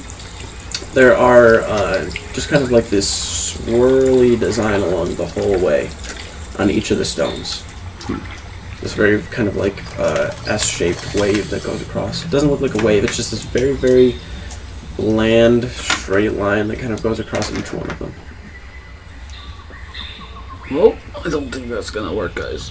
But when you push it, it definitely kind of like snaps a little bit. Skip to like point at it, like help him. And Skip walks over and stands pushing. Go ahead and make a strength check for Skip. can He's got I a +3. cast detect magic if no one's checked that yet? 18. 18, so did you add 3? Yeah. Okay, yeah. So between the both of you, you just kind of like start pushing, and then the bottom part of it actually kind of snaps a little bit, and then Maybe we just like ruined some guy's sculpture. I was about to say, what was the point of that guy's cutscene? I don't know. I thought there Is there anything inside of it? When you kind of look over at it, you just see like broken stone. I really think we just like broke something we didn't need to. Try and stand it back up. Set it on top, and then it just falls over to the other Okay, side. maybe we should start going. No.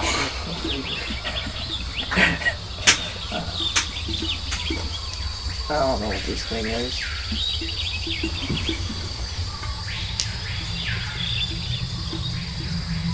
You lived here this whole time, you've never seen anything like that? I don't travel outside of our quest very much. Oh. Can I cast detect magic on it? Yes. Broken now. Casting Oh, detect magic. magic on it. There's no magical property to it whatsoever. Oh, okay. I'm gonna like, So it's legit a mystery. grab some like, just like big leaves. I'm just gonna kind of Covered it.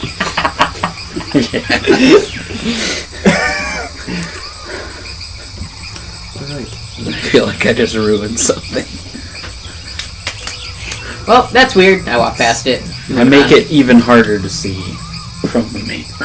Got it. Your poor dog has anything to do with Bengarran, you know? No, I've never seen anything like that, especially within our culture. It's like a cannibal thing. Very strange. I'm not sure exactly what it is. I'll do some research when we return, but from my knowledge, I've never seen anything like it. Maybe not. We should probably keep going now. Agreed. You guys begin to step through the jungle more and more. Travel another hour and a half before you come across another one. Investigating it, you kind of look at it. Appears to be the exact same. Same substance? Same. This one doesn't exactly have substance in it. Oh. Right. But still the same holes? Same holes, same height, same design. Is there anything on top of it? Looking on top, no. Same grooves. Same grooves, same kind of Take the color stick, in the front. poke in there. Once the stick's in there and you actually can take it out, there's actually a little bit of that substance on the back end of it. I put 4 sticks, one in each of the holes. If you fill them all and just kind of wait, nothing happens. The world ends. I just take the sticks out.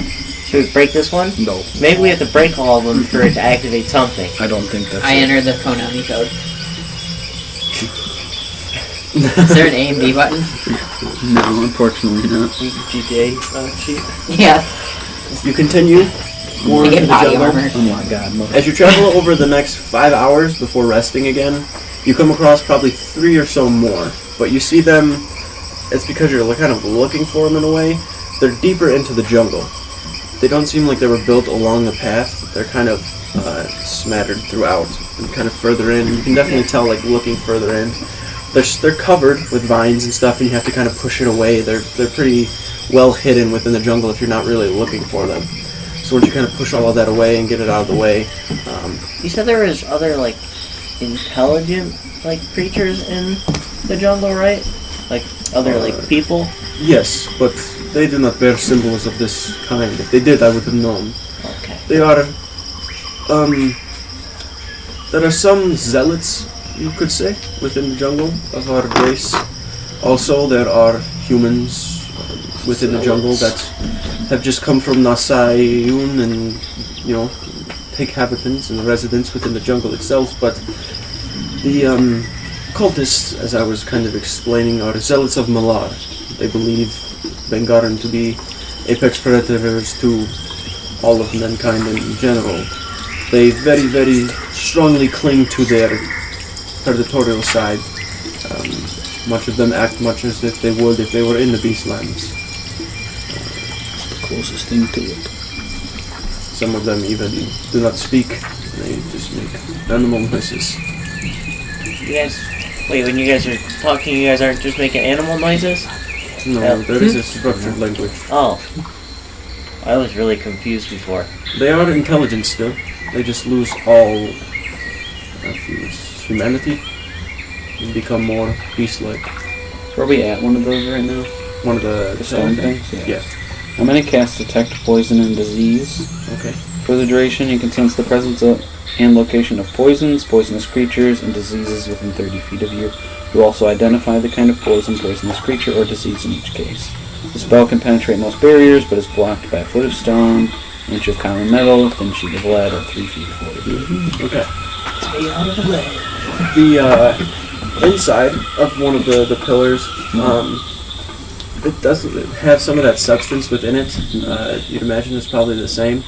It is some sort of an ingested poison, or some sort of poison that when ingested or injected into the body is harmful. But like touching it or something like that doesn't really do much.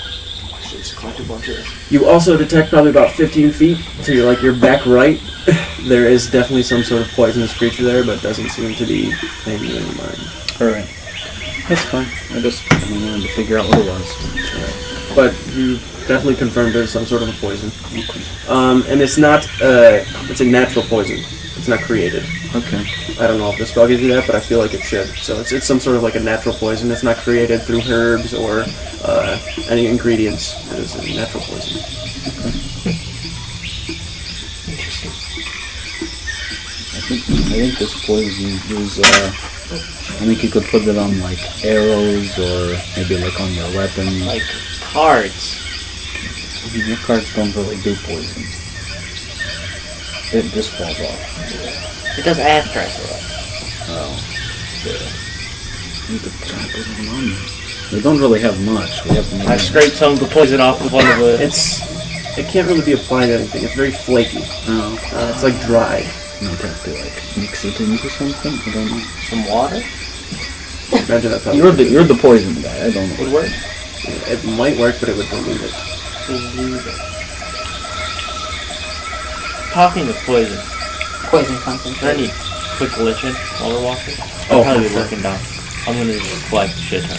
Yeah, I'd say you could at least get like a good, like a jar full of In it. the bag if you want. If somebody has a jar. I have jars Whatever in the container you have, yeah, you could probably How fill. much would that be? At least one. I mean, that's at least like a pound and a half, 2 pounds of metal lichen. So, Doing it by numbers. Oh, well, yeah. So, Because it says 3 clippings of dried quick lichen for every worm flower. okay, yeah. So within like a full like pound jar, you're set. It's like a good like I'll just 120. put Yeah. 120. Yeah. 128. you So said it's just like a clipping, like a little. about, what, 10 to 15 feet around these things? There's no trees or anything? No. One of them actually did have like a small bush or something behind it, but like I'd imagine you probably would have looked and inspected it. Nothing of note. No, but around these there's not much vegetation. All the holes are like the exact same. Yes. Okay. One of these things might be a decent place to set up camp. There's not much trees around us. What if this is a path of sorts for those intelligent creatures? That's what I was thinking. Like, they keep it outside of, like, the normal path, but still, like, in the relatively safe area. He kind of Kajad speaks up. If these belong to any intelligent creature, which I imagine they would, as they are created, I do not think it is of the zealots of Malar or whoever Azashians live here. Do you think it could have something to do with all the weird stuff happening? I'm not sure. It could be coincidental that you just happened upon these. I'm not sure. You've never seen them before, though, right? I have not. I mean, I'm okay with setting up around one of these. It's pretty clear. I think we need to be vigilant about it. It was just an idea. Yeah, I mean, it's getting pretty late, so probably a good time. We might not find anywhere better, anyway. I don't know. What you say? You think you're okay with staying around one of these things? It's up to you. I'm more guiding you than anything. Alright. I trust you. I'll pull out my bedroll. Bedroll it is. Alright. Gotta give them no food. Bedrolls, kind of fluff them, throw them out onto the ground there. As you begin to take rest, Probably a good 30 minutes before you probably would have had to take rest, but it's the last pillar you saw, so you figured let's do it right here. As you begin to relax and kind of calm down, it begins to get darker. You begin to see less and less of the jungle, and a fire gets made. There's a little bit of light that's kind of shining out and around. As you are by the pillar, Up a tree that's not, like, obviously there's none directly around it. A tree that's... yeah, probably a good like 40 or so feet away you can find a tree. We'll see the fire from up there. Gotcha. Throughout the night, you guys are pretty on guard. You're still kind of relaxing and stuff and eating and resting up, but still like looking about throughout the forest. Gets later into the night. Some of you take rest and fall asleep. Is anybody staying up? Moldrak and Shadow? Alright. Shadow, you a good distance away from the actual campsite, kind of sitting on the tree, leaning against, like looking around and down. You see a little bit of like movement off in the distance, and then it just kind of brings your attention over to it. So I'll make a perception check, both of you, if you could, please. Okay. 16. 16, okay. 19. Alright. So, as you are looking over in that direction, you see probably about 4 or 5 very, very low-sitting creatures, like in like bushes and things that are just kind of moving. Probably a good 5 feet in length. They don't seem like too large, just kind of more long than anything. Kind of hunched over, start like slinking up in that direction. You can't really make out what they look like at all. Moldrak, you just kind of like sit up for a little bit and look over as you hear the sound, and then you stand up in the flame and kind of look over in that direction. When you kind of see Moldrak over there and he stands up and looks at it, you watch those creatures kind of like pick their head up for a second and then drop down, and then you both hear like them scurry back off into the jungle. Like a scurrying of like feet. Yeah, it sounded like feet. Not like human feet or anything, but just like some sort of. It sounded bipedal. If that. No. Okay, and they didn't like stop at all? They were just kind of like slinking up towards where you were, from what he could see, and then you just hearing them kind of stood up, and then you heard them all just kind of like. Running. They try to like jump across the treetop and head in that direction. Trees are like a pretty good distance apart. It's like a good shadow jump to each of them? Oh, yeah, you could definitely do that.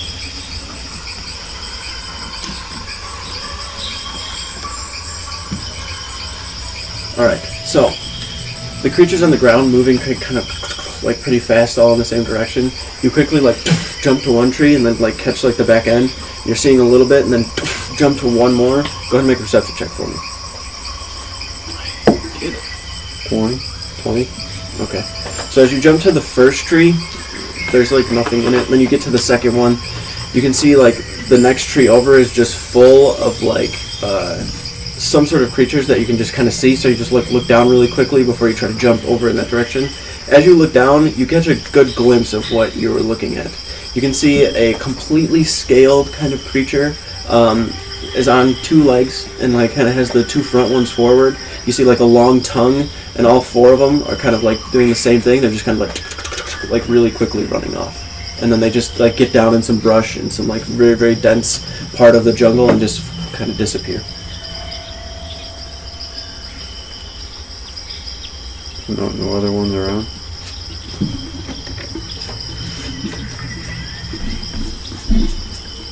Throw a dagger at the brush wherever they disappeared into the returning. Throw it. You hear it kind of sink into the brush and then push back into the hand. Every time the dagger like kind of appears back too, there's like a very, very light vibration to where when you feel it's about to like come back into your hand. So you're just kind of prepared for it. You kind of.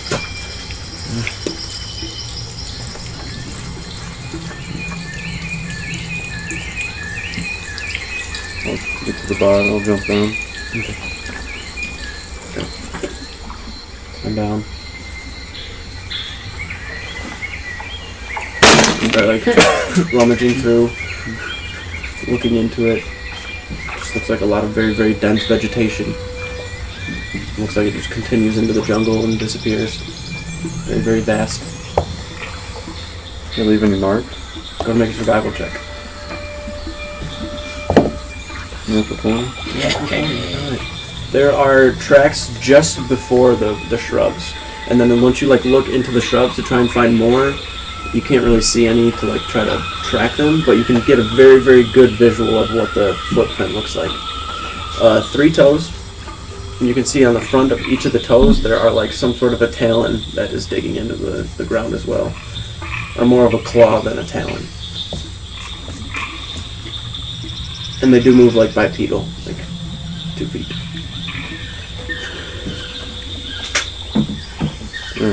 Tree nearby or anything? The one you jumped down, yeah. I was right below it. Yep. I'll slice and mark into the tree. Okay. And head back. Alright.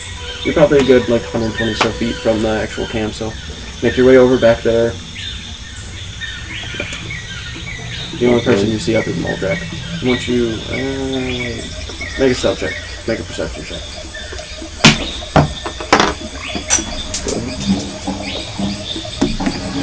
25? Yeah, I only got 19. So the only person you see up is Moldrak, and he's just down looking around.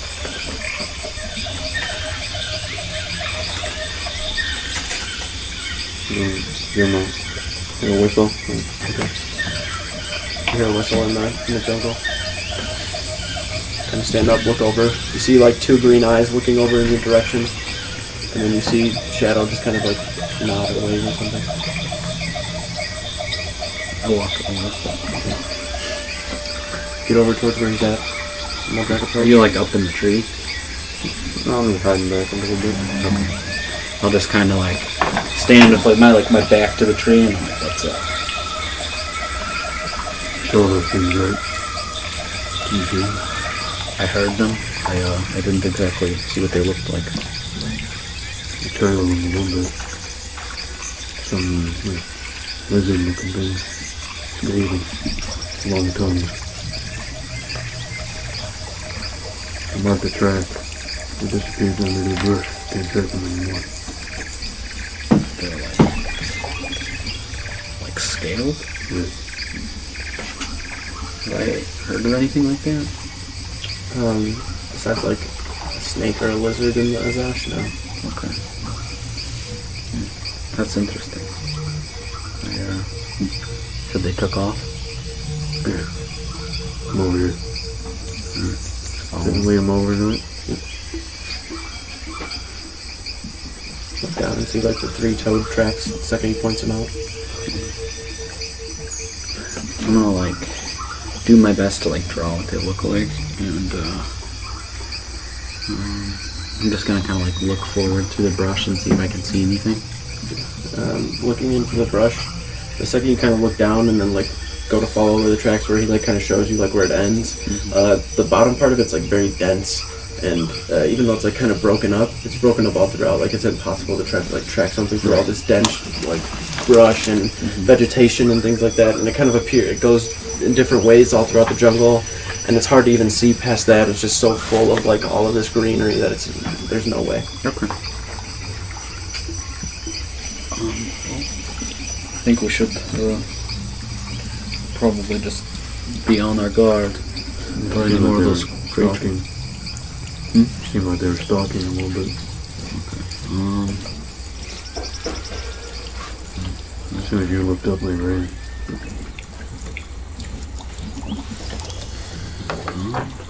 Hopefully we do not have to deal with them, but if they are, maybe we should ask. Those things don't come from here. They're not normal here. I've never even seen them. That doesn't sound like anything I've heard of.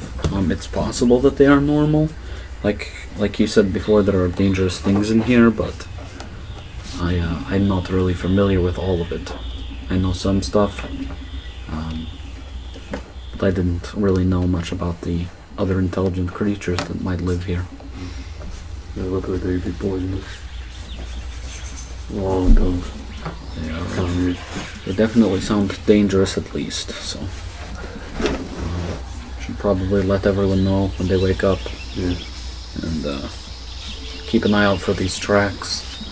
And keep an eye out for the creatures. Maybe try to either stop one or try and catch it if it sneaks up on us again. How many did I see? 4. They're in a small party, about 4. That does sound like maybe like a scouting party or something. Yeah, they scouted this out. Saw the fire. Well, I mean, not much we can do now. Except wait and keep going. Alright. But you see them again, let me know.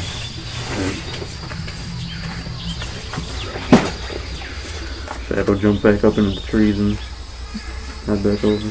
Just gonna head back over the fire and kind of sit down and relax until I wake somebody else up to take watch.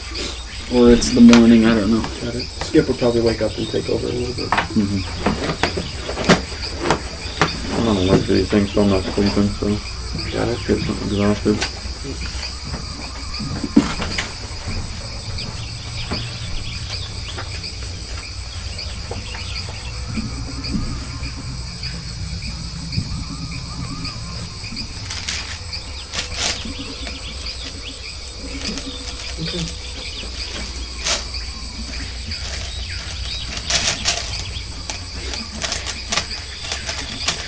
My bad. 5 toes. 5 toes? 5 toes. Okay. Same kind of thing, though. Claws? Yeah. One's like split shape like that. Is it Like a really bee or long, something, or short and stubby. Imagine like a bear paw, pretty much. Okay.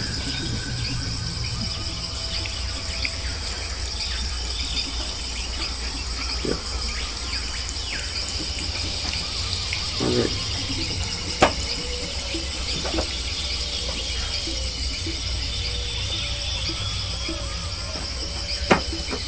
Alright. Fall asleep. Yeah. The rest of the night is uneventful. You don't really see anything throughout the night. Once everybody kind of starts waking up, you kind of drop down from the tree, make your way over there. what's the first level of exhaustion? First level of exhaustion, disadvantage on ability checks. Yeah, if you didn't sleep, you definitely would have suffered exhaustion.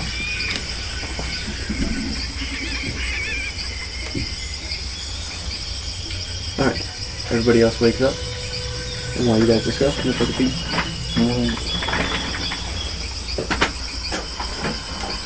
Guys, last night there was some sort of creature watching us while they slept. Shadow saw it and he showed me some tracks he found and he followed it. He said it was like a lizard-like creature, but it was up on 2 feet. I can jump down and walk over and say, here you guys. And I mean, it seems like at least humanoid in size, from what he said. Is it gone now? It ran away. I stood up because I heard it, and then Shadow said it scurried off. Oh, yeah, 5 of them. Yeah, we'll be fine. You know what it is? I've never heard of anything like that. Maybe we can ask our friend here when he gets back from the foxhole. I wonder if they're related to whatever this is. Yeah, that's true. It could be. Maybe they won't tell me. Maybe they put them. They tell us. I didn't want to say it. Didn't want to say it. 4 at once? Why? 4 lizards just sticking their tongues in. What the fuck are you doing? Or on you.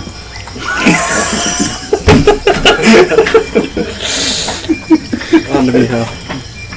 I know what they do with We the know what pillar. the lizards do. You guys are fucking sick. Alright. So I mentioned everything to them, but I bring it up to Kajad, and I just ask him if he's ever seen. Kajad, have you ever seen like wizard type humanoid people in the jungle? Kind of nods and They're shakes. scaly. They got 5 toes, claws. Yeah, I show them the drawing of like the footprint. Takes a look at it. From what you're describing, no, I have not seen. Really long tongues. They were apparently watching us last night. I heard them. Eerie. They ran off when I stood up. I have not heard of anything of this type. Maybe it will line up with the villagers of what they've seen. I myself have not done much investigating into this, so I'm unsure of what it is exactly. As I said, I was just on behalf of the king to represent you. It's fine. Most of what I was trying to do as well was come up here and gather information for myself alongside you, and then bring it back to the temple and investigate. Maybe this would be helpful or useful in some way. Would you like to see the tracks before we move on? If I could, yes. Make your way over. He gets up close to it and kind of kneels down next to it. You see him take like a mental note of it. After the big shrub. Were you able to track it any further? Not there. They like disappeared into it. Just take the lead marks and then. Kind of nods, yes, I could see. It would not be easy to find them throughout that.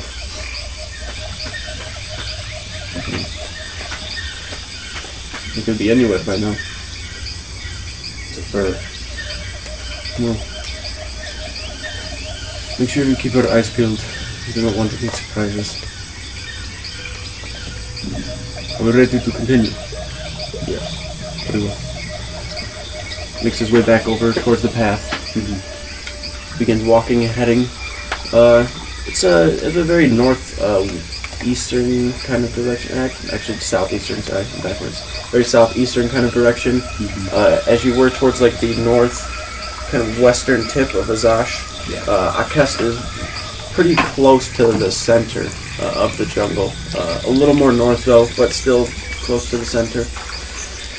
As you start making your way down a little more, probably about another 2 to 3 days pass with just nothing of note. The jungle is very, very serene at this point now that you're kind of used to the chaos and the noise and things.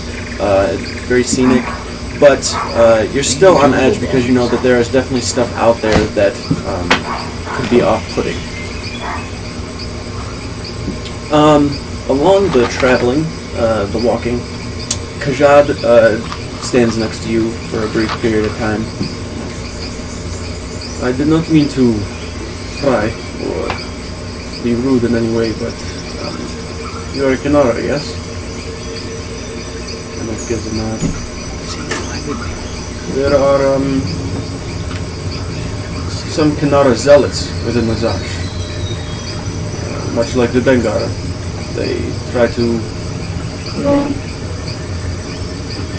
pry upon their beast-like side. I've never actually seen the Kenara myself, only heard of them. Seen drawings and things of that, but I've seen many either. I know that Azash is pretty much the only place I've ever been or heard of that has any Kenara with it. Where are you from exactly? No. He just kind of nods. You can see him trying not to like incline anymore or pry too much. Your name was Shadow, correct?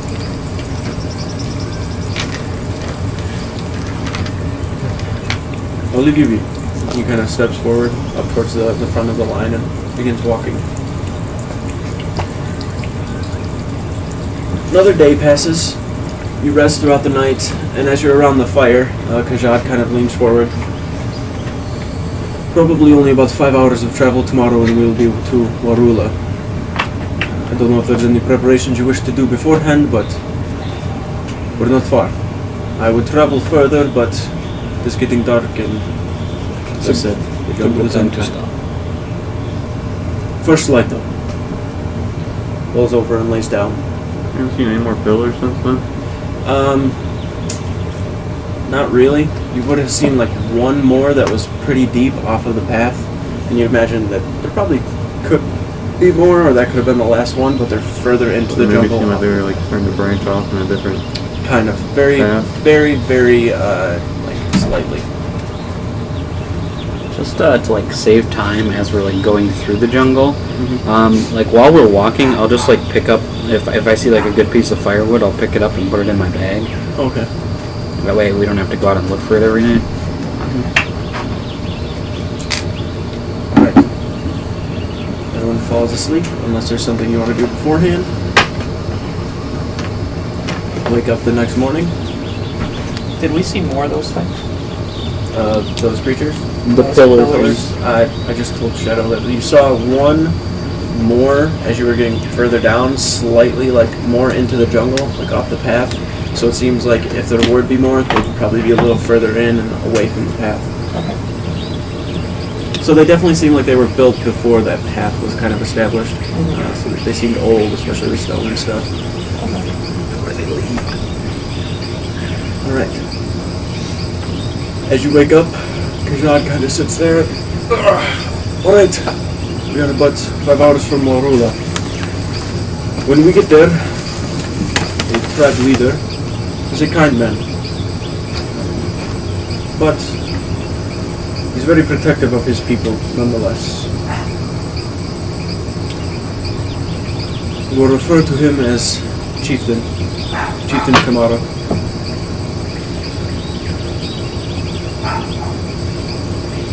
It is a sign of respect, and he kind of points over towards Modrak, and as I'm sure you know, and you would slightly know as I see you speak the tongue. Yes. I've been here before. I just, not really touched the city that much, but I've been here, so I know how things go. We'll keep everyone in line. That is nice. Alright. Here we go. As you begin to walk more into the jungle, you can see that this part of the jungle, the trees are a little closer to one another. You get probably a good 3 or so hours before you happen upon, off in the distance, you can tell that there's the village there. There are actual tree houses that have been built up into the trees. There are like these kind of willow trees that are hanging down. There's no like fence or anything put up around the actual city itself. They're just like these stairs that go up towards the tree huts. Underneath, below all of the trees and things, there are these taps that have been put into the actual tree, kind of like a sap in a way, to kind of drain something from it.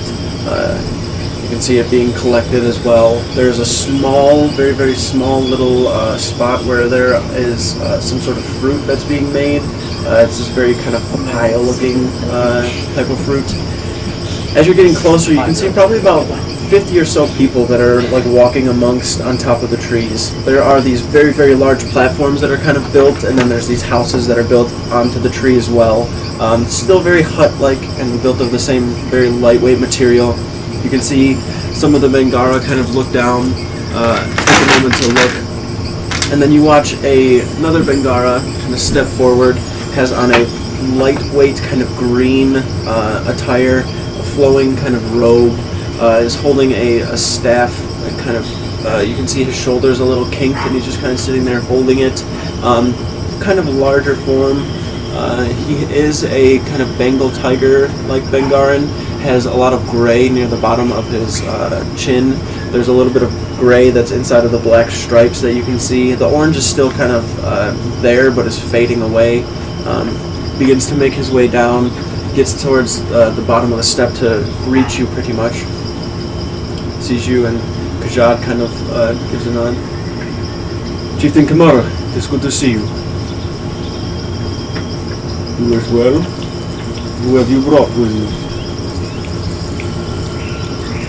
I give like a nod, sort of bow. I say, in Bengarran, it's a pleasure to meet you, Chieftain Kamara. We are the Keepers of Zaxria, who come from the main continent. I've heard you say that he kind of impedes. Keepers, you say? Good. Is he speaking in Bengarran or Common? Bengar. Okay. He's kind of looking towards you and Kajad. The people are suffering. It has been happening for too long. The capital has done nothing of it, but told me that you were to come and do something. Please, into the village. We'll discuss within my hut. Makes his way up. You guys follow behind. He has a slow pace to him, but still walks with like a strong and proud stride. We'll direct gestures for you guys to follow. Makes his way up. Yes. Size-wise, compared to everyone, is he like very large or? He's Same size as me. he's not as built as Moldrak. He's probably about as tall as Moldrak. Slimmer features though, but is still of an average build. He I doesn't. just wanted to make sure he wasn't like double the size or something Yeah, no, ridiculous he's- ass looking. He's pretty tall. He's about Moldrak's Like height, but foot tall? maybe like kind of the same build as Shadow. If Shadow was taller and a little wider. Once you make your way up and you get onto the platform, you can feel the platform is very sturdy. There's a lot of these like braces that are coming from the actual trees holding up the platform. There are huts and things up there. It's probably a good 300 or so feet of this platform that's just kind of extended through all these trees. There's like houses on the side. There are a couple of people. There's no like stores or anything like that, obviously, because it's not like a marketplace. These people are just living this way. A lot of them are like preparing things, creating these small like tree saps out of this wood. Once you get a little further in, there is a central place where there's 2 or 3 trees that kind of branch off, and then in the center of that, there's a hut that's been built. You can see that it's kind of quite large. It's not very open, but the inside of it, once you get in there, feels very vast and open. There's a table in the center.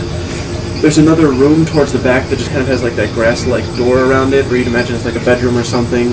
There are not like servants or anything, but there's just people in here that are like doing work and like preparing food and things like that. That long table in the center is actually a large like a tree that probably fell or something like that. It's very old and petrified, and the top of it's like sanded down, very very flat. There's a lot of like tree trunk like seats along the side of the actual table. He goes over towards the end of it and just kind of sits himself down at the table. Kajad finds a seat towards the end as well, and you guys kind of all start gathering around and sitting down.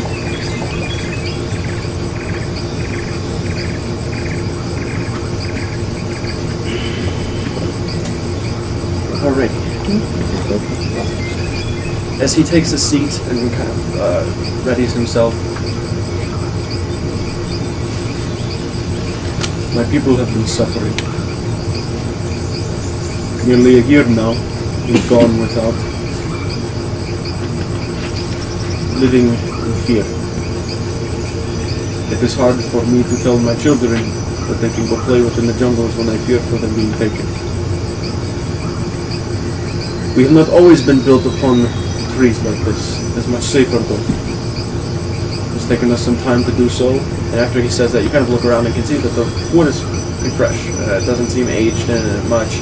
The only thing is like this table definitely appears like it can be moved to some degree, so that's probably been there a while, but everything else is pretty new. We're like in an Ewok village. What's that? We're like in an Ewok village. Essentially, yeah. But on the bigger But on a bigger scale, Yeah. yeah. That is pretty much exactly what it would be like. That's what a lot of the jungle cities are.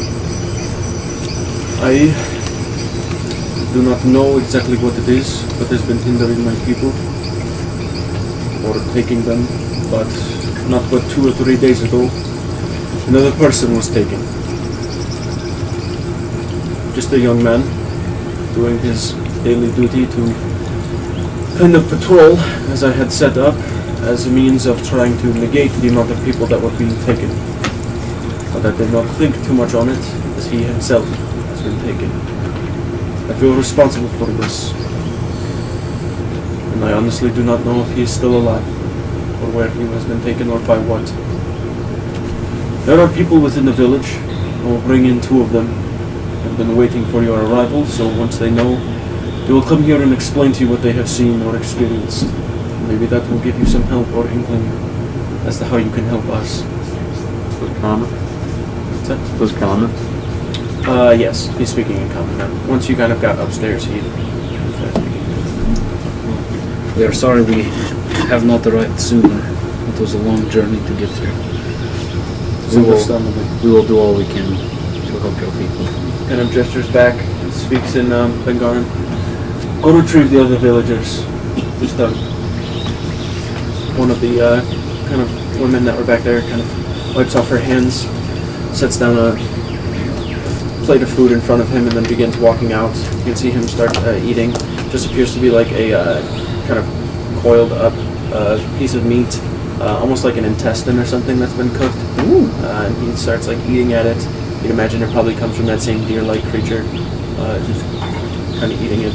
Fresh intestine. I was not expecting your arrival today, so if you are hungry, I can have food prepared for you. That is okay. A little bit of time passes before two people make their way inside. You can see one of them is a older individual, has a stick in front of them and is kind of like touching the ground, just kind of poking out in front of him, making his way in. Is pretty much almost on all fours now, as his back has started to get some sort of hunch to it. And you know that generally once, Bengarran begin to get older, they do naturally kind of start to hunch over a lot more than any other race would, to the point where he almost like sometimes is like putting his other hand on the ground to walk in front of him, so it's almost like walking with three and then a cane. Kind of clicks and is like feeling in front of him and finds a seat, grabs it, sits down on it. The other is a woman, kind of Bengarran, very, very slender features, but is like of a Bengal type of background or race, if you would call it, like kind of like that. Her type is like she's a Bengal tiger type. But as she takes a seat towards the other end, he kind of leans forward and gestures towards her. It is a pleasure to meet you. I am Senhara. I have lived in this village my whole life. Been to the capital a couple of times, but I'm from here, from Wavrula. It was last year, sometime, near Everett. She kind of takes a moment and pulls her hands close to her chest. I'm a mother. I have a son, or had a son. We were strolling the jungle at night. This was only a little bit of time after these strange disappearances started to occur, and I was just bringing him out to show him the birds and their colors at night. And I left for but a moment because I forgot to bring us some food, so I ran back to the village. He was already having fun out there seeing birds and wanting to see them. He never got the chance to. But when I had returned, I made it only halfway back to the village before I heard the screams. I ran into the jungle where I had left him, and all I found was a small marking in the ground of him being dragged away. Followed it for as long as I could. Followed it to a part of the jungle where it was very dense. There was no way for me to track it any further. I could hear him screaming still, and I ran out into the shrubs to follow where I heard the screams, but the echoes distorted it, and I ended up further into the jungle than I've ever been before. I began to get fearful, so I started to return, and that was the last that I had seen of my boy since last year. So please, if you can, find him. I do not wish to think too ill, but even if I knew he was truly gone, I'd make it easier. Would you, as painful as it might be, after we are done here, show us to that point that we may take a look? I could try. I could bring you to where he was taken from originally, but that's not where I ended up. It's hard to remember.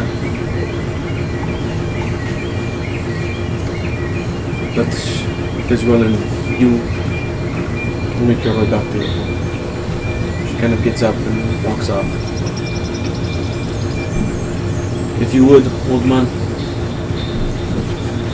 Who are you calling old man? You are just as old as I. He's kind of sitting around. You can see his eyes are kind of pushed together, but you can still see a little bit of like the white that's there, and it's completely kind of glazed over. He has, like I said, he's much like Kamara. He has a lot of like gray over towards the beard, or beard area, like where a beard would be. His hair is a lot longer. It seems coarse and kind of matted in some spots.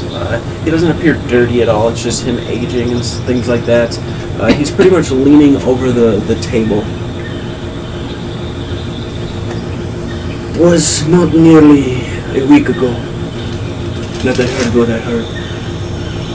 Because obviously I could not see. He kind of takes it. Kamara, this is serious.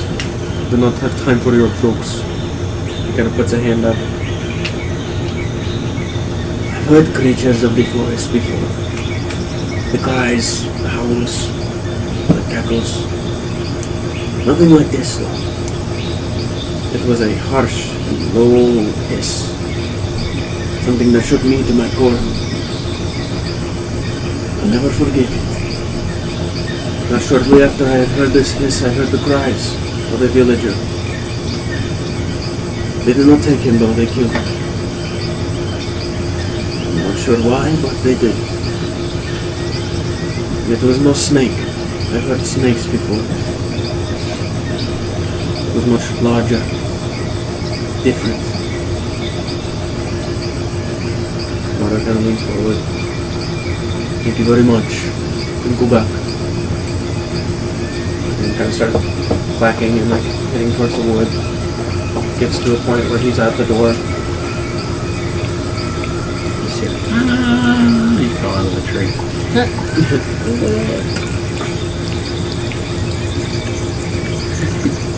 My people are frightened. I myself am as well.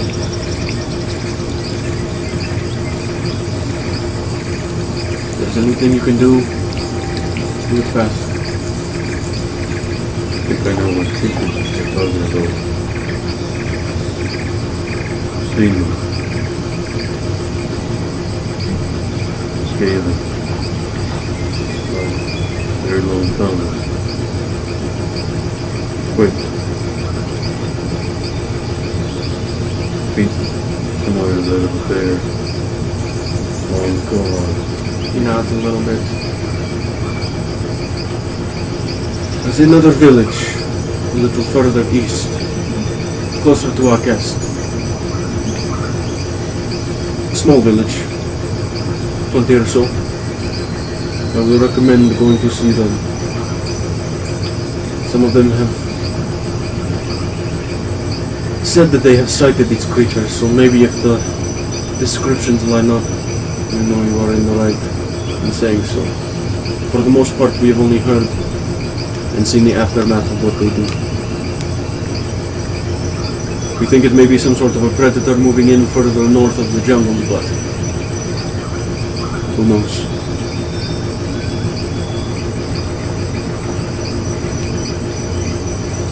We'll stay for the night. Food will be given to you, shelter. Anything else that you need.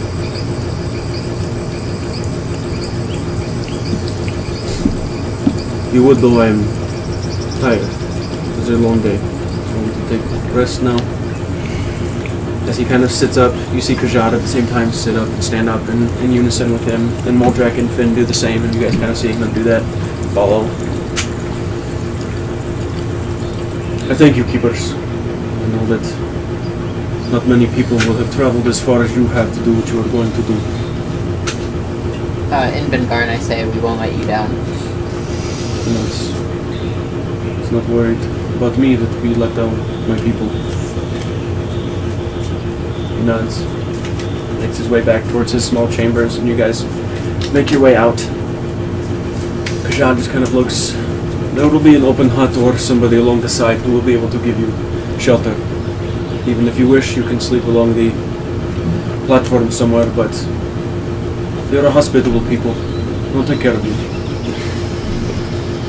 I myself am going to head over to Akest.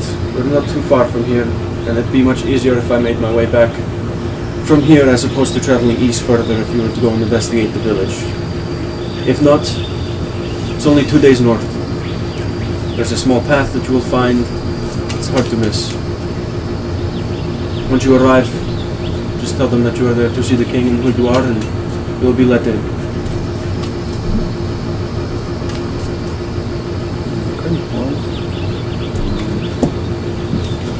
Thank you for helping us so far, if you wish to keep heading forward. Nice. I will see you soon. And I thank you for everything that you are going to do for us. Or at least try to do. Kind of gives a nod. Makes his way down. You guys now kind of standing above and everything. Do as you wish. You want to go somewhere and discuss more by yourselves, or just want to sleep? What time is it? Excuse me. It's really not that late. It's like mid-afternoon, like maybe a little late afternoon, 6-ish. I'm gonna go and try and find that woman, Sinara. Okay. I'll go with him. Anybody else? I'm just, so how is, like, the people around here? Like, are they out doing things, or are they all, like, just shut in? All of them are very shut in. Occasionally you'll see somebody kind of walk out and They see you and they go back. grab like food or something, or throw something, or just weird daily chores. Mm-hmm. But other than that, they're pretty much in their homes. Is there like rope bridges that connect all these? Yes. Just leaning on a rope bridge just looking out. Okay.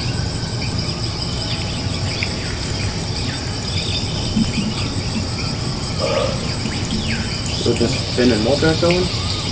Where you go? Find the woman. I'll go. Just chill at the village. I'll go. Okay, so the three of you going towards Sonata. You do eventually find her. She's just kind of standing near the edge. There's like a railing built along the side of the platform. You can see her just standing there, kind of hands in front of her, looking up towards the trees. Doesn't really notice you guys. Just walk up and say, hello, Senhora. Thank you for your information earlier. Of course. Anything I can do to help. That is actually why we are here. And if it is not too much work, could you show me where your son was taken from? I would like to get started trying to fix this as soon as possible. Certainly, if you would just follow me. It's not too far from here. Alright. Makes her way down. Begin walking south of the village. Not directly where you came from. This is a little more like northwest. So she gets a little deeper into the jungle. There's not really a path or anything. So you do walk through a little bit of shrubbery. There is a good amount of fog on the ground that just kind of kicks up as you walk through. Brings you to a point where it's pretty open. And then probably like 30 feet over to the left there's a dense thing of shrubs, and then another 40 over to the right, and then there's a tree off in the distance. She kind of like looks down and then grasps at her hands. You can see her get a little like a little bit of like wet underneath both of her eyes, as like the fur just kind of absorbs it. It was here. Alright. You don't have to remain here if you are feeling emotional. Thank you. She just kind of walks away. I just want to take some time looking around. I'm gonna use enhance ability and give myself Fox is coming. Just so that I have the best shot at finding stuff with investigation. Alright, go ahead and make an investigation check. Anything you're looking for specifically? I mean, I can't really imagine that it would still be there, but like signs of him being dragged away, anything left behind or dropped, if there's any sort of struggle.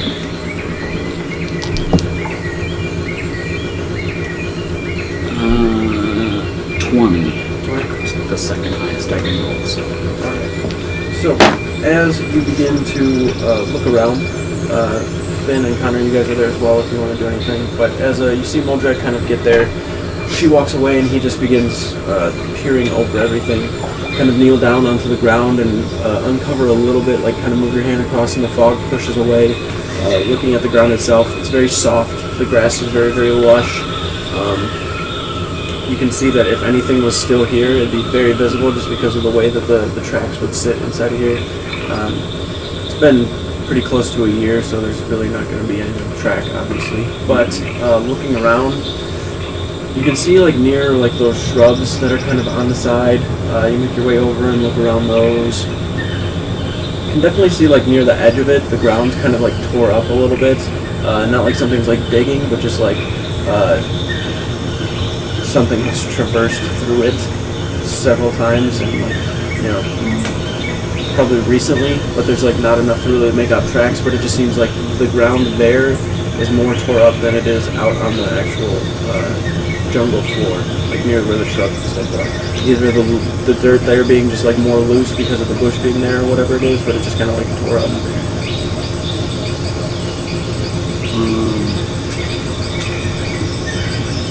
Is it like something that I could follow, or is it just like specifically? No, it's just like it looks like it's just been, some parts of it are just traversed through more than others, like the ground just like tore up. Like it definitely seems like something walks through here on occasion. Okay. Could be completely unrelated, but that's like the only thing around here that catches your attention. And there's no, is there like any, like aside from our own, are there any like Bengarran footprints around here? Or is it just like this disturbed? Just their kind of area. Is it like far enough out of the village, like to the point where they probably wouldn't patrol this far out, or? Okay. Probably like a quarter of a mile. I'm going to take out my hunting trap. I'm going to kind of try and hide it with the shrubbery and put it like right in that disturbed area. Make a survival check.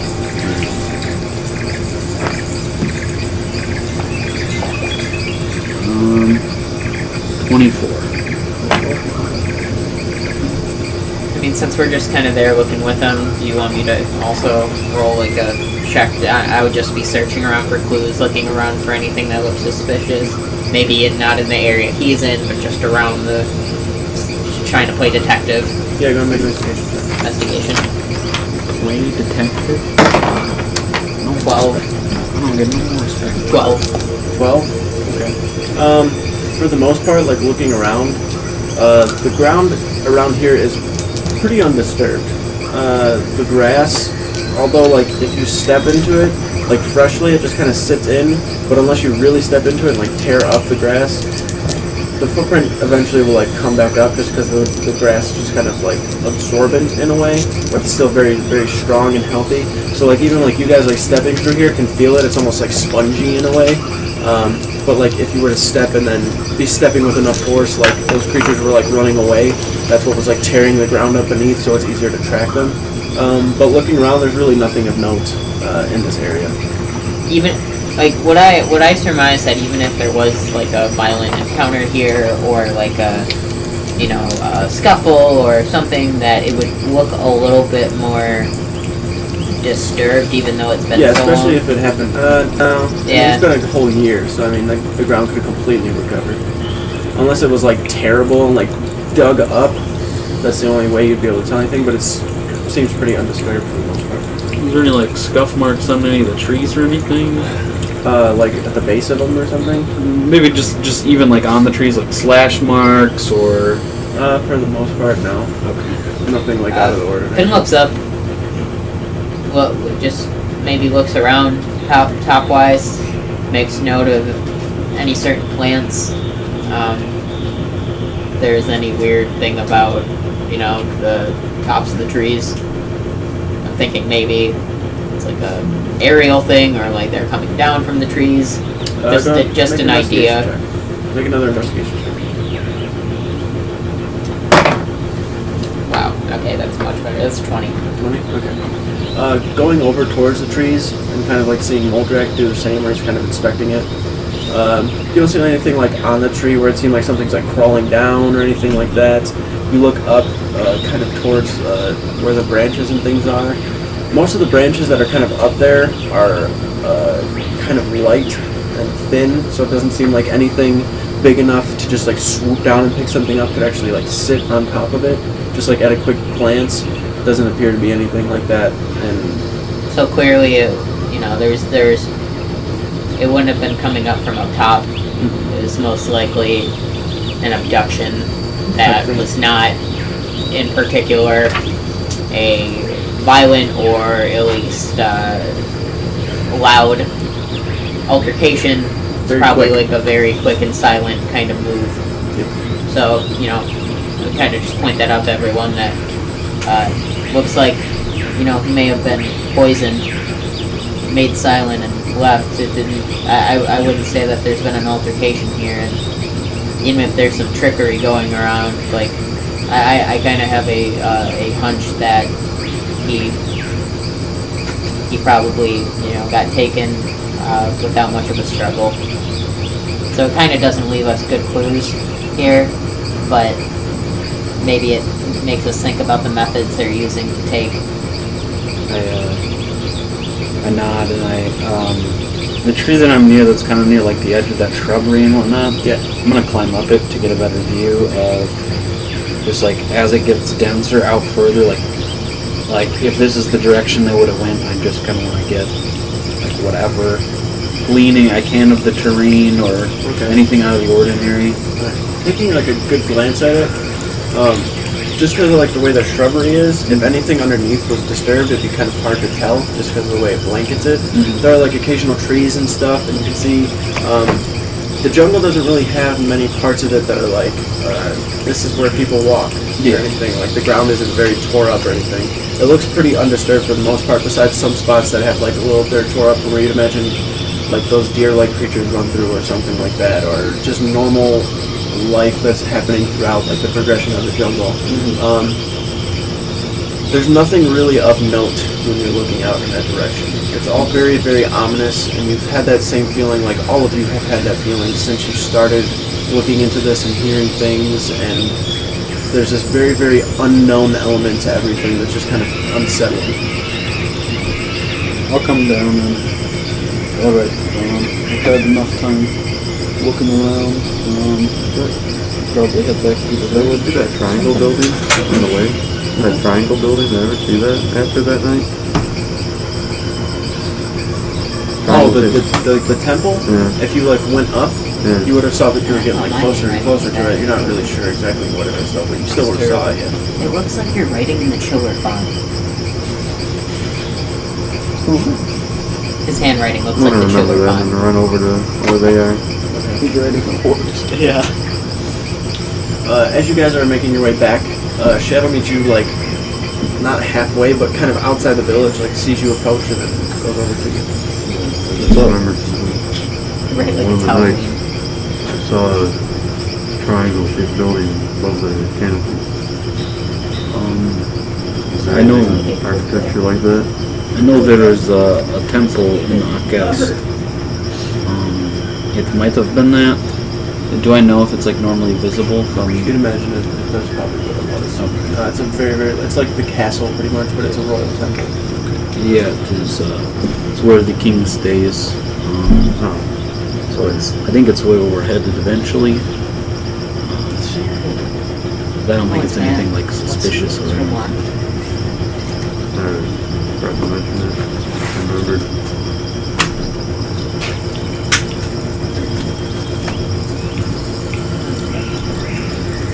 We didn't really find anything out there. Anything that would have been left is probably long gone. I can't imagine anything's there after a year. I still hit them. Yes. Since there wasn't a lot of physical clues there at the scene of, where it happened, maybe we ask around for eyewitnesses. That's what I think he said, that there were more people in the village east of here that saw them. I think that's the next step, is asking. The only thing else we could get from this village, I think, would just be how the one died. How they killed him. Yeah, we didn't. We heard a little bit about that, but not much. Maybe people, maybe somebody else saw it, or Where did it happen? It's more recent. While The week's a lot shorter than the year. Yeah. while they're like doing all that, to make this work, so I need 3 clippings of dried quick liquor for every worm flower petal mixed with water. Yep. Okay, so how would I do that exactly? Exactly as it sounds. you just take the specified amount of like the dried quick lichen, mortar and pestle it with some of that petal, put it in there with some like water, stir that shit up, hope it works. If it works. I'm going to use with hope. That's really all you can do. I, oddly enough, do not have a mortar or pestle. Do you think anybody in the village Absolutely.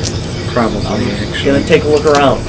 You're just gonna take one? I'm gonna walk around and ask people, but Make an investigation check. You better hope somebody speaks common. I'm gonna just fucking learn Bengarran by the time we leave. I can teach you. Bengarran. Bengarran. That's what the hick What was it? Bengarran say. Bengarran. Investigation. 13. 13. How did her speak? You do find a small hut that kind of appears to be more of like a storage hut. There's like a door in the front, and this is the first like actual door that you've like seen. It's very kind of janky in its creation. It's functional, but not very like nice. You can tell that their architecture is probably not caught up to where other places are. But nonetheless, there's a door there. There is somebody kind of sitting on the outside. There are like herbs and stuff on it. Excuse me. Outside of there, there's like a little bit of grain. There's all sorts of stuff. It appears to be some sort of place where things are kept, for the most part. How do I do this? It's your thing. As you kind of walk up, the individual that you're looking at is a kind of definitely Bengal tiger in his like features. Is this a Bengal Tiger village? For the most part. Most of the Bengarran that you've seen, like that you saw on the port, were Bengal tiger. Oh, Yeah. Besides like Kajad and Vanore, everybody else has been like a Bengal tiger. Just kind of like looks over towards you. Hello? I didn't think that way. What on Christopher?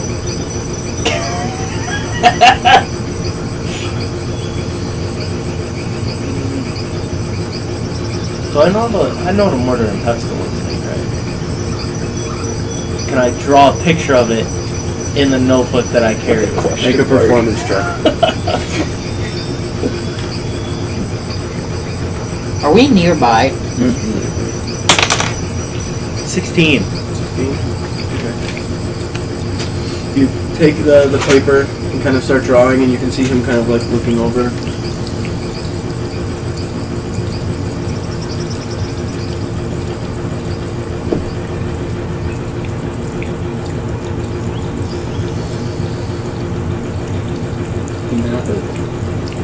Korundon Shiviron, Krom Shogun. Yeah. Can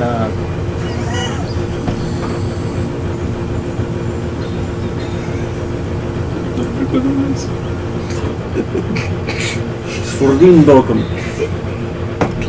can I show him the like flower petals and the stuff I have? Like takes his hand.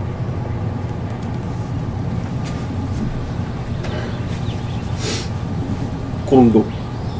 Just gonna. How many did you give him? Not much. I just showed him a couple.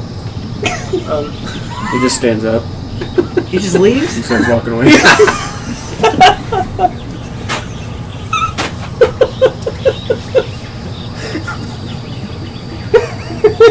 Gotta mix them with water. As you're watching him kind of walk away, you see somebody, like he ends up walking next to somebody. They kind of exchange a couple of words and you're just kind of looking. Then he kind of points over towards you. The other Bengarran kind of walks over.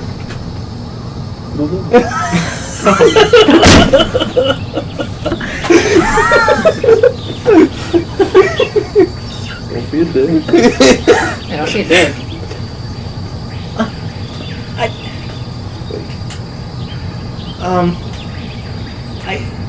I don't have any more. He Sad. just kind of pats your head as he walks past. Disgraced the whole village. The village outcast now. The guy off in the distance, you watch a woman kind of approach and he like shows her and they're like exchanging You're some gonna fucking words. make it for me? She, 'Cause like- I'm nice and I just told that guy she, to fuck off. she takes it out of his hand and starts walking towards the hut. She's has a very like joyous kind of smile to her. Very very tiny, like short Bengarran, but still Bengal tiger features. Walks over towards the hut, just kind of like waves, smiles, and walks in. You hear kind of like rustle around on the inside, and there's like a window on the side where there's like some air that's allowed to come through. You see her like grab up towards a shelf and then grab a mortar and pestle and just kind of set it in front of her. And then you kind of hear like. I'd take my water skid. And she like sets it up there, walks out, closes it, kind of starts walking away. Okay. Well, is it still in there, or did she take it? She didn't have it in her hands. She just went in there and Oh. used it really quick. You Wait. saw her walk out with like a little bit of something in her hand. Oh, she probably fucking put it together and took it. Breaking and entering. Do I send it?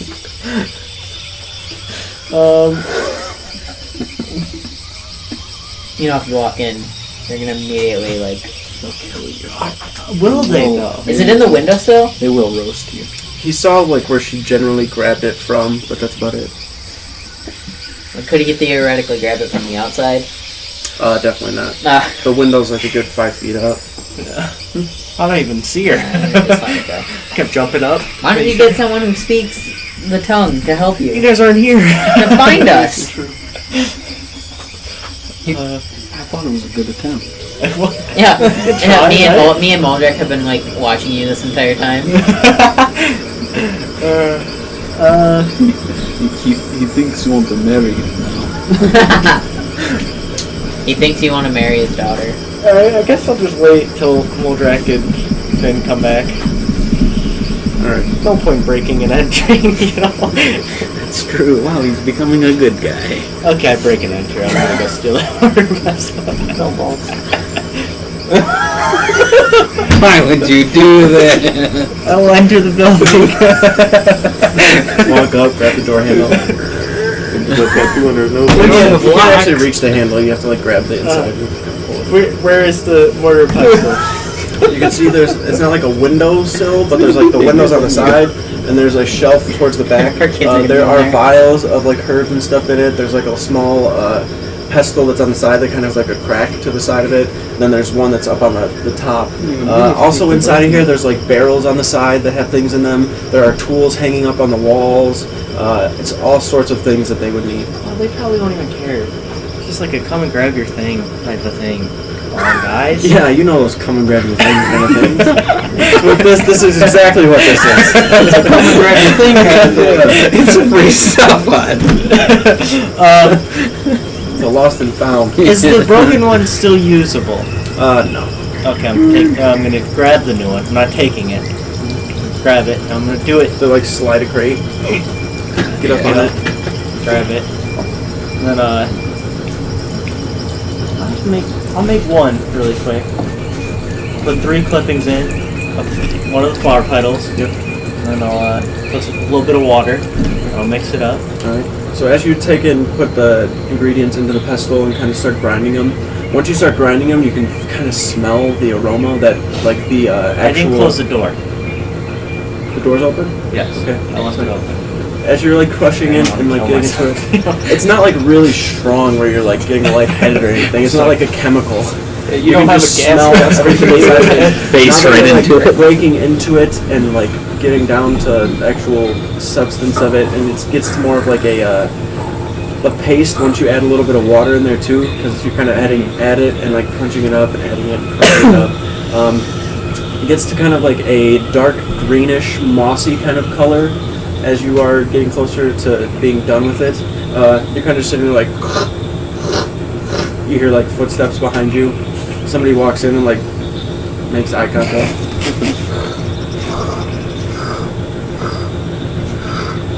Reaches over and grabs a shovel.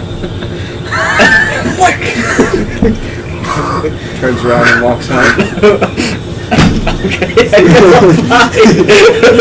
It is one of those come grab your stuff kind of. Finally, one Xander is validated. That wasn't even her house. It's like the community tool shed. Yeah. That's what I think it is. No, that is the tool hut. After I... Come grab your stuff kind of. And what are you doing in the come grab your stuff hut? When you know about this? I walk in there, grab something. Everybody comes in and gets something. Okay, And every time somebody walks in, Andrew's like, just like grabs. Come in, grab an apple, eat it. What are you doing in here? allowed to be here. after I do that, and it's like, I think it's good. Like good. So it's like a paste? It's a very thick liquid. Thick liquid. When there's like more, you have to add more water to it in order for it not to be a paste. I but want it to be a paste. That's the applied one, right? I think it's like It's just applied to a basic weapon or poison. something. Yeah. Poison. Yeah. You do want it like a paste. Okay. I probably would. What color is it? Is it like a... It's like a mossy okay. green. Oh, okay. Another key. Well, my first one's probably not going to be the best, so That's why it's more of a thicker liquid than Uh-huh. it's paste. I'll probably put like a few more things in, like a little quick lichen. Does that make it thicker? Or? You're kind of like getting rid of where it needs to be, so you're not sure if it's going to dilute it or make it more poisonous or what it's going to do. That's a good point. Yeah. Or if it's just not going to really work out shit. I'll just keep it how it is. Are there vials in here? Yeah. I'll probably try to pour it in one of those. Okay. As you're like sitting there taking the bowl and kind of pouring it in, you get it in, into there, kind of cork it. Somebody walks in, doesn't even like look at you at all, just goes over and grabs like a handful of like plates and bowls and stuff, and then as they turn around,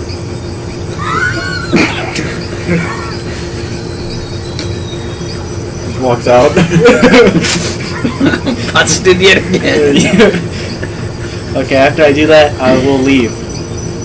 Actually, I'm gonna pour water into the pestle to like clean it a little bit, because what do they like? They like make like food or something, and then they're like. I'm gonna do my best to clean it out. What's that kid?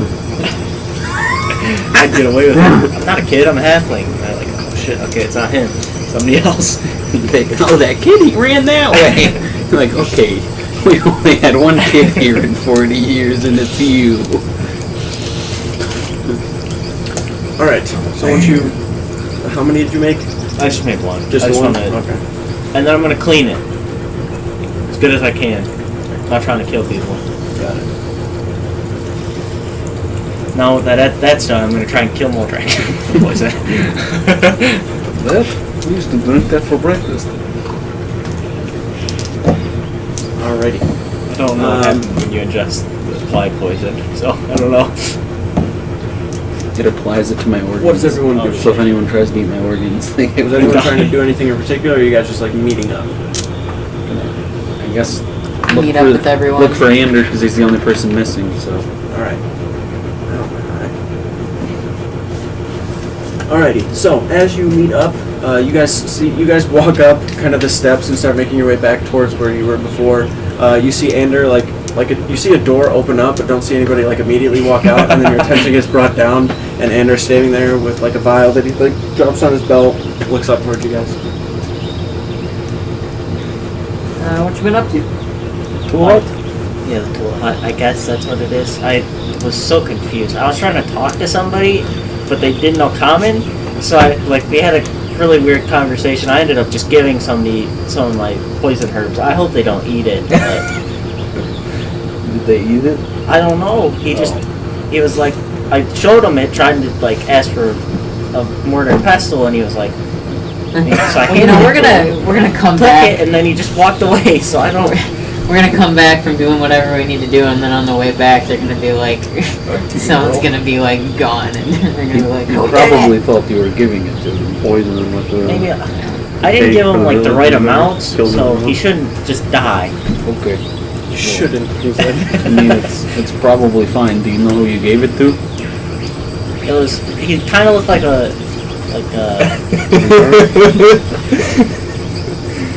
I was gonna say something, but it sounds a little mean, so I'm just gonna. I'll just say you it. guys kind of all look alike. Alright. Here we go. Prejudiced in my own jungle. It really comes out, huh? I'm just saying. I don't know who's who. What did he look like? Describe it. Describe it. He looked like every Bengarran I've seen here. Okay, what color? Like, Was he tall, short? I can't really remember. I don't know what's called it. Whiskers? He didn't have whiskers. I knew he didn't have whiskers. Oh, so you're talking about Roger. How many people have you talked to here? Oh my. I don't think there's a It's a small no community. Roger? No Rogers? He's just lying to me? Yeah. maybe.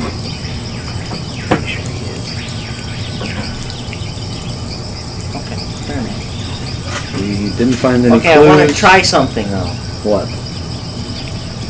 Somebody want to get hit by poison.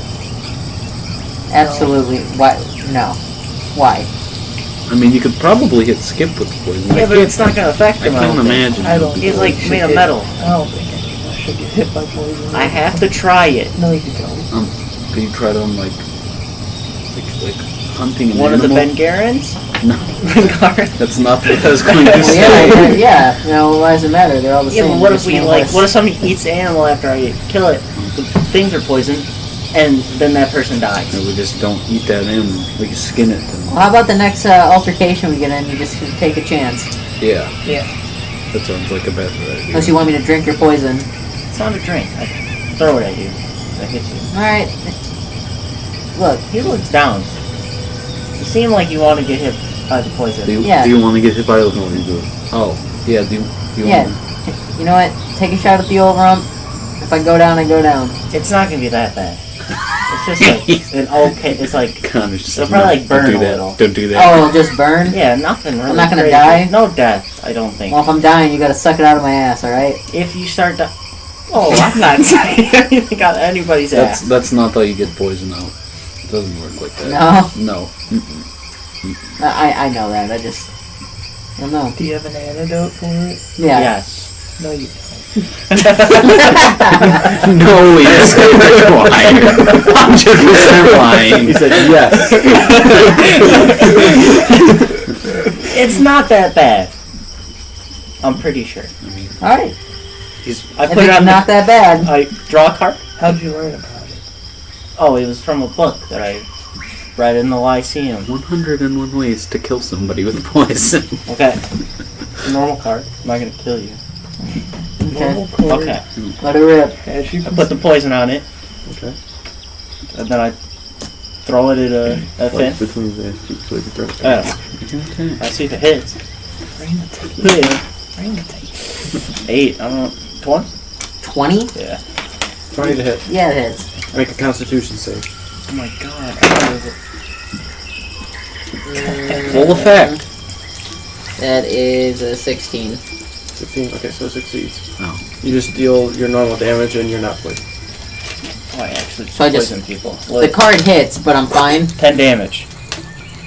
card hits. Except for that 10 You damage. feel like a little bit of like a sting, and then you just like and that's about it. Does it? I've been hit by his cards before. Does it feel like Feels anything the same. extra? Yeah. Do you feel something extra kind of happening, but then you're able to just kind of like push through it, and like it doesn't like take as much of an effect? Okay, how do you feel? Is it burning? Are you blind? I feel fine, and then as I'm saying fine, I drop. Make a performance check. Does it burn when you pee? Oh, Make an insight check. Diane. dog shit. 14. I'm seeing through it. It's an 11. Yeah. The second he falls, you know he's just messing with you. You're not supposed to like catch yourself as you fake fall. It doesn't make it obvious or anything. He goes, Come on.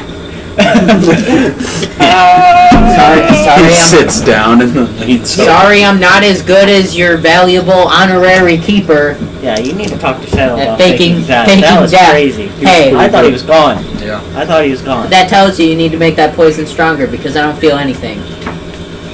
I drop again. No, I'm kidding. There you go. Happy? You didn't feel anything? I mean, it hurt like a card. he's got blood kind of trickling from the side. Maybe I made it. I think I made it wrong. Skip walks Seemed over to wrong. you and just kind of puts his hand on the wound and heals it, and then takes his hand away. Thanks, pal. You're welcome. Anyone else want to try any new techniques? On me? No, not at the No. moment. Nope. Shadow just puts a fucking knife in my head. Are we standing by? Is there like an edge that we're standing by? Yes. I take the blade and cast Ghost Spray at him. That Finn? Yeah. I can roll the dodger. Boy, let me see. I don't know if it... We never talked. How many petals is there Strength per worm flower? It's how many petals you get Is off it of each strength flower. save? Yeah. Some of them are Oh, actually... good. some of them actually have like the gray worm in it or whatever. How many does it say you have? You should just grab flowers. I put 7 worm flowers. 7 more flower petals. Okay. I probably told you they got that many petals. Let me see. Would the beast just be like what an arcane 65 DC would be? Yeah, it'd be the same. And is Your it, intelligence or is whatever. it the strength save? Whatever Gust. I can't. Yeah, I'm trying to pull Gust up right now. I got it. Oh, he's got it. Oh, he's got it. He's got it.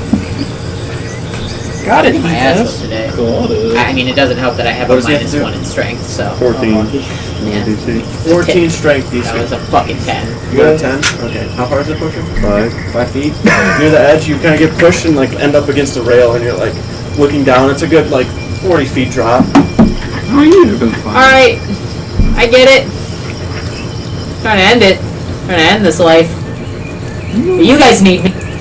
He was just you offered to try out new techniques. I know. I'm sorry, I'm a little cranky.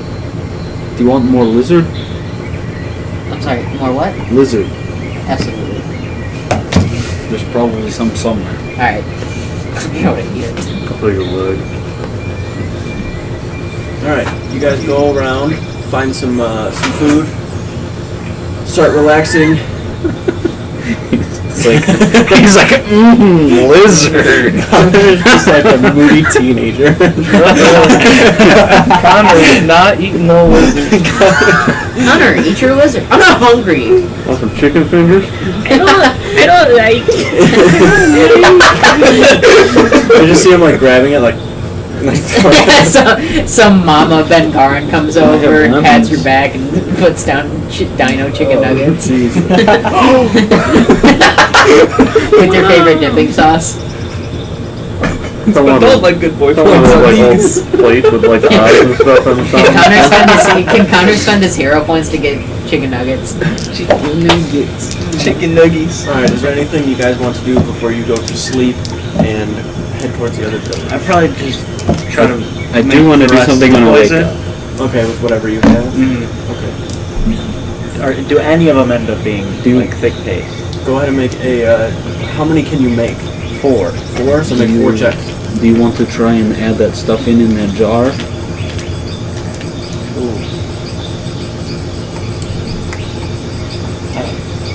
Maybe I'd use that for something else. Okay.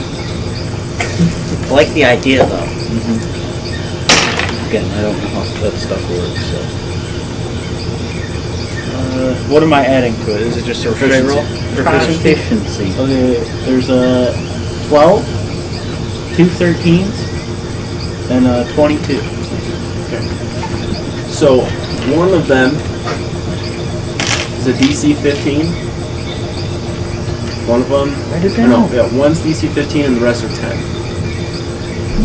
So the 13s and the 12 are both DC 10 poison, and then the other one's DC 15. When you like hit somebody with it, I was just confused. Sorry. They have to make a Constitution save.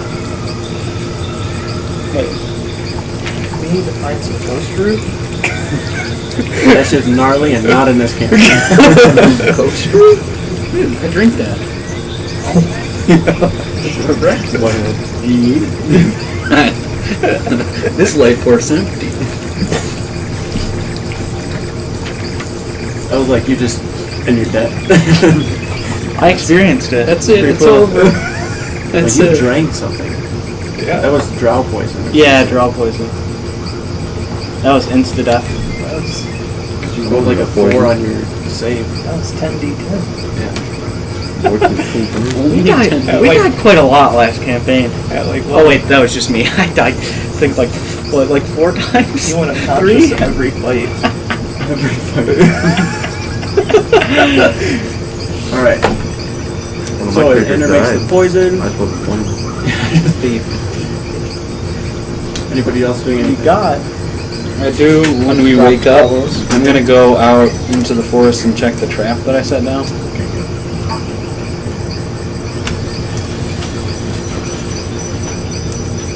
Anybody else? No? Good. Alright. We're probably waking up a little early. Go out and check that trap there. Nothing. Got a whole Does bear. it look like it was set off or anything? I just put a stick in there, trigger it, and put it back. Alright, he's picked it up. Heading towards the village? Yep. Alrighty. So, it's about a half a day's worth of travel to the east. There's a very, very set path that you can follow. It's not too hard to get to where you need to get to. You can see off in the distance there is a good amount of like smaller trees, like these willow trees that seem kind of newer. They're kind of just like, I wouldn't say sprouting. There's a word for that kind of tree that I can't... Sapling? Thank you. Yes, they're more of like a sapling type of a willow tree. They are starting to kind of turn over towards the side, but it's more like it was built, they were planted around this village. The village itself is probably only, you know, the same square footage as like a house. It's really not that large. You see a central hut in the middle, and then probably about 5 or so small ones on the side. As you start to approach, it's very quiet. You hear nothing. Too quiet? See nothing. Do I smell anything? Make a perception check.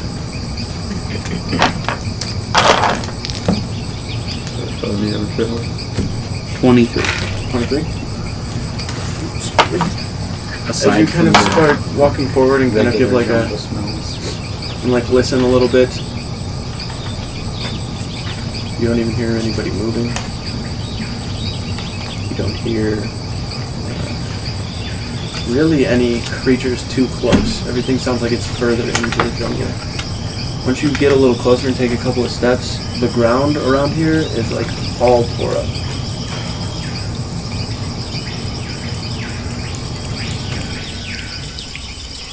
I think this place was attacked guys.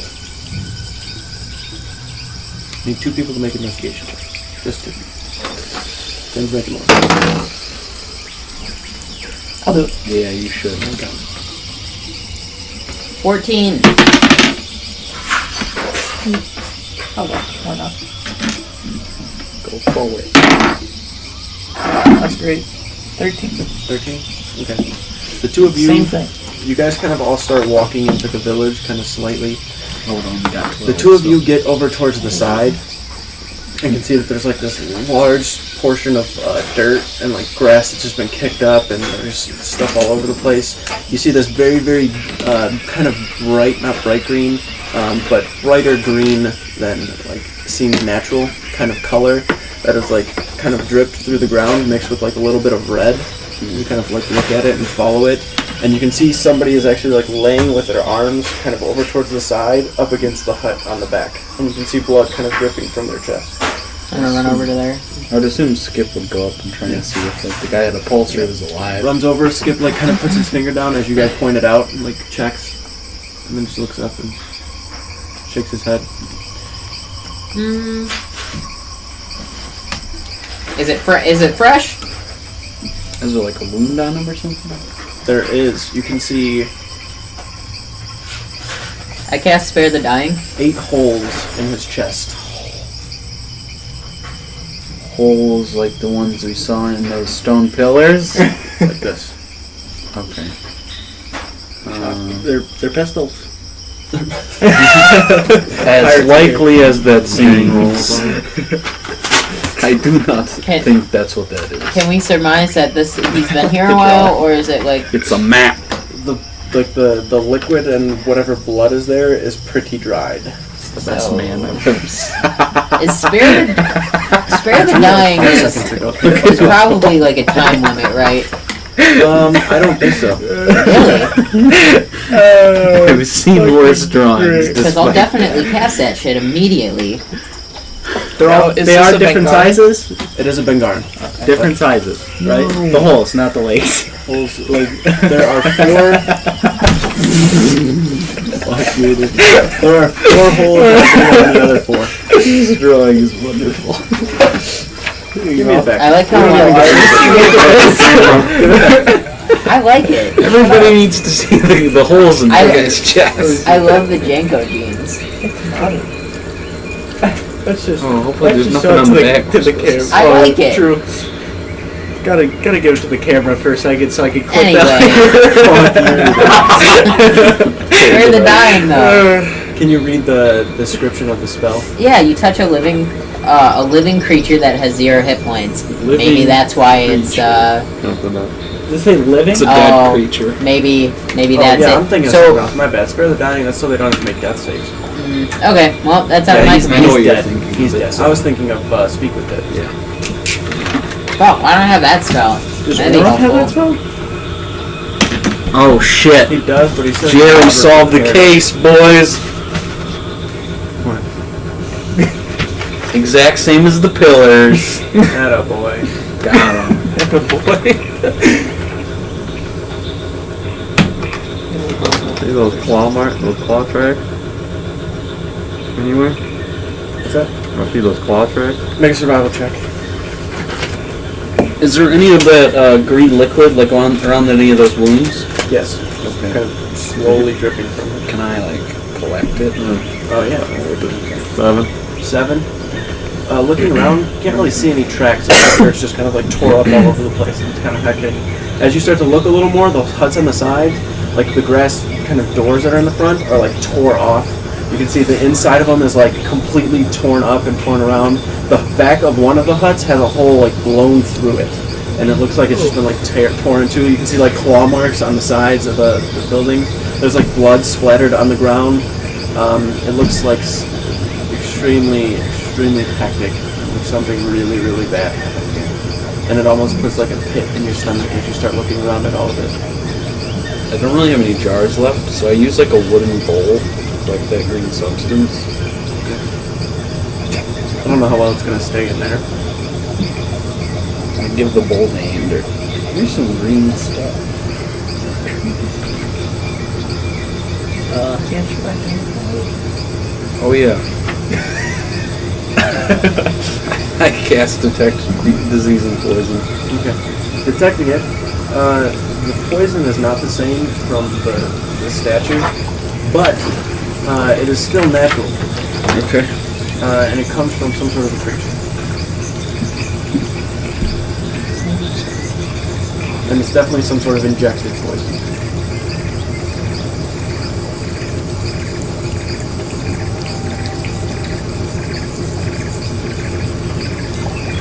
See? claw marks have like similar spacing as the toes do on the? These do not.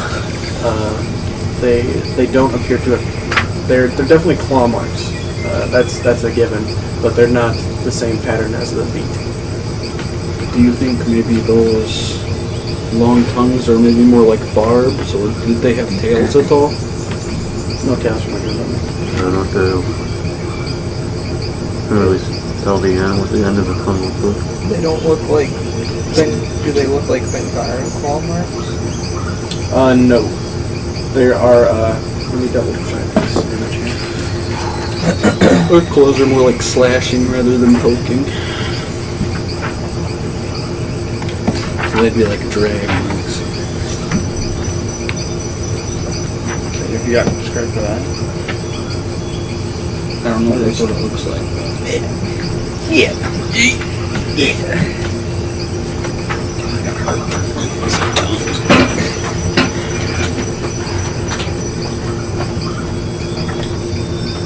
There are. Excuse me. Make an investigation check, actually. 19? 19? Nice. Alright. Looking at them, they're a lot more spaced out. It appears like, just like looking at it, like you can see that there's only like, some spots have 4 like rake marks and some spots have like 5. And you can see the 5th one is a little bit more spread out, like to the side. And actually, as opposed to like going straight this way, actually almost like comes across as if it's like swiping down like this. Just from the thumb or something being like out far this way and like the rest of the fingers are out here. As opposed to where if it was from the foot, it would have been all straight.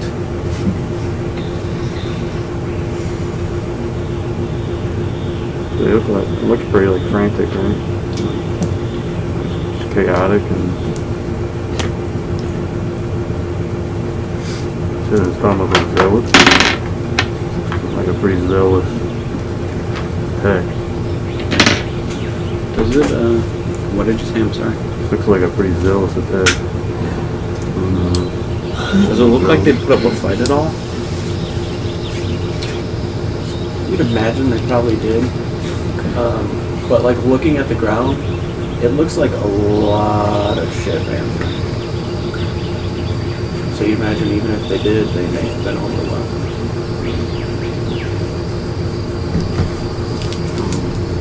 With your investigation check, actually, looking inside that hut that you're in, you looking at the ground, like right in front of where the scrape marks are, you can see behind it, there's actually like blood that's been splattered too, and you kind of like look and follow it down, and you can see there's actually a similar set of those footprints that you saw in the forest that are like right in front of where this is.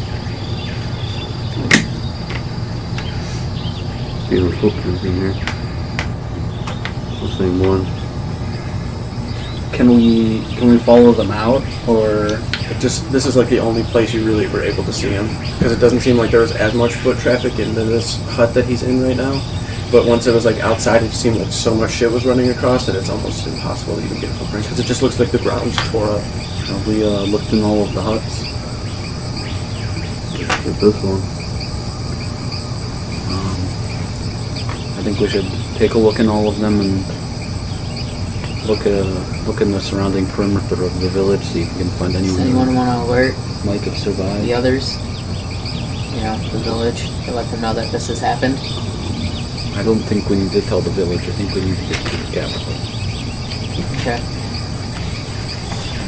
Because this might be a lot bigger problem than we thought. It looks like they have really large talons on their toes, and maybe they have them on their hands too. That's where the poison comes from. That would make sense. I'm not too sure. Hopefully we'll either encounter one or be able to get a better view or something. Seems like they stay in packs. Yeah.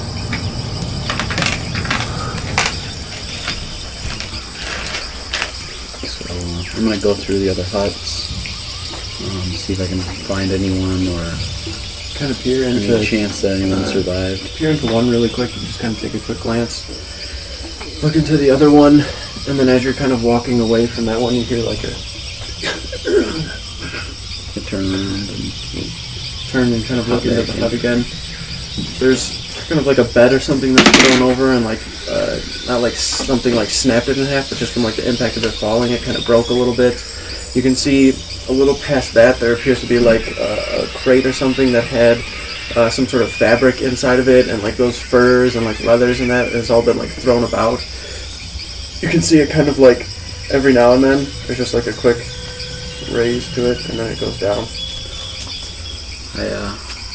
I run over. Is it like a Bengarran or? It is. As you run over, it's like you feel like you're getting ready to like go and heal whatever it is, but like looking at it, like it just seems like extremely dire. So you just like look over at the individual, and they can see you too, and they're just kind of. No doubt, Jones. There were too many. The same creatures we saw before. Snake-like, serpentine. We do not know what they want. They seem like they came for blood, like they were hunting us. And he kind of reaches out and grabs your arm and like holds it very tightly.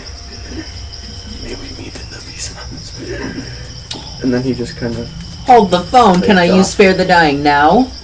You wouldn't know that he's in there. Oh, I'm away? Yeah, because Moldrak just kind of. Well. And you feel the grip kind of go tight for 1 second before it just kind of fades off. I hang on to it. The Lord's blessings with you. And I close his eyes. And I just kind of sit there for a little bit. And that's where we'll pick it up next week. Oh, shit. On this fucking Sherlock Holmes D&D adventure. I am so glad that we actually got to play again. Me too. I have missed it. Feels like it's been 90 years. Yeah, I know. I wish Danny and Brian could have been here. Hopefully they're here next week. Yeah. Well, I didn't ask you guys when before you guys got here. Have you guys seen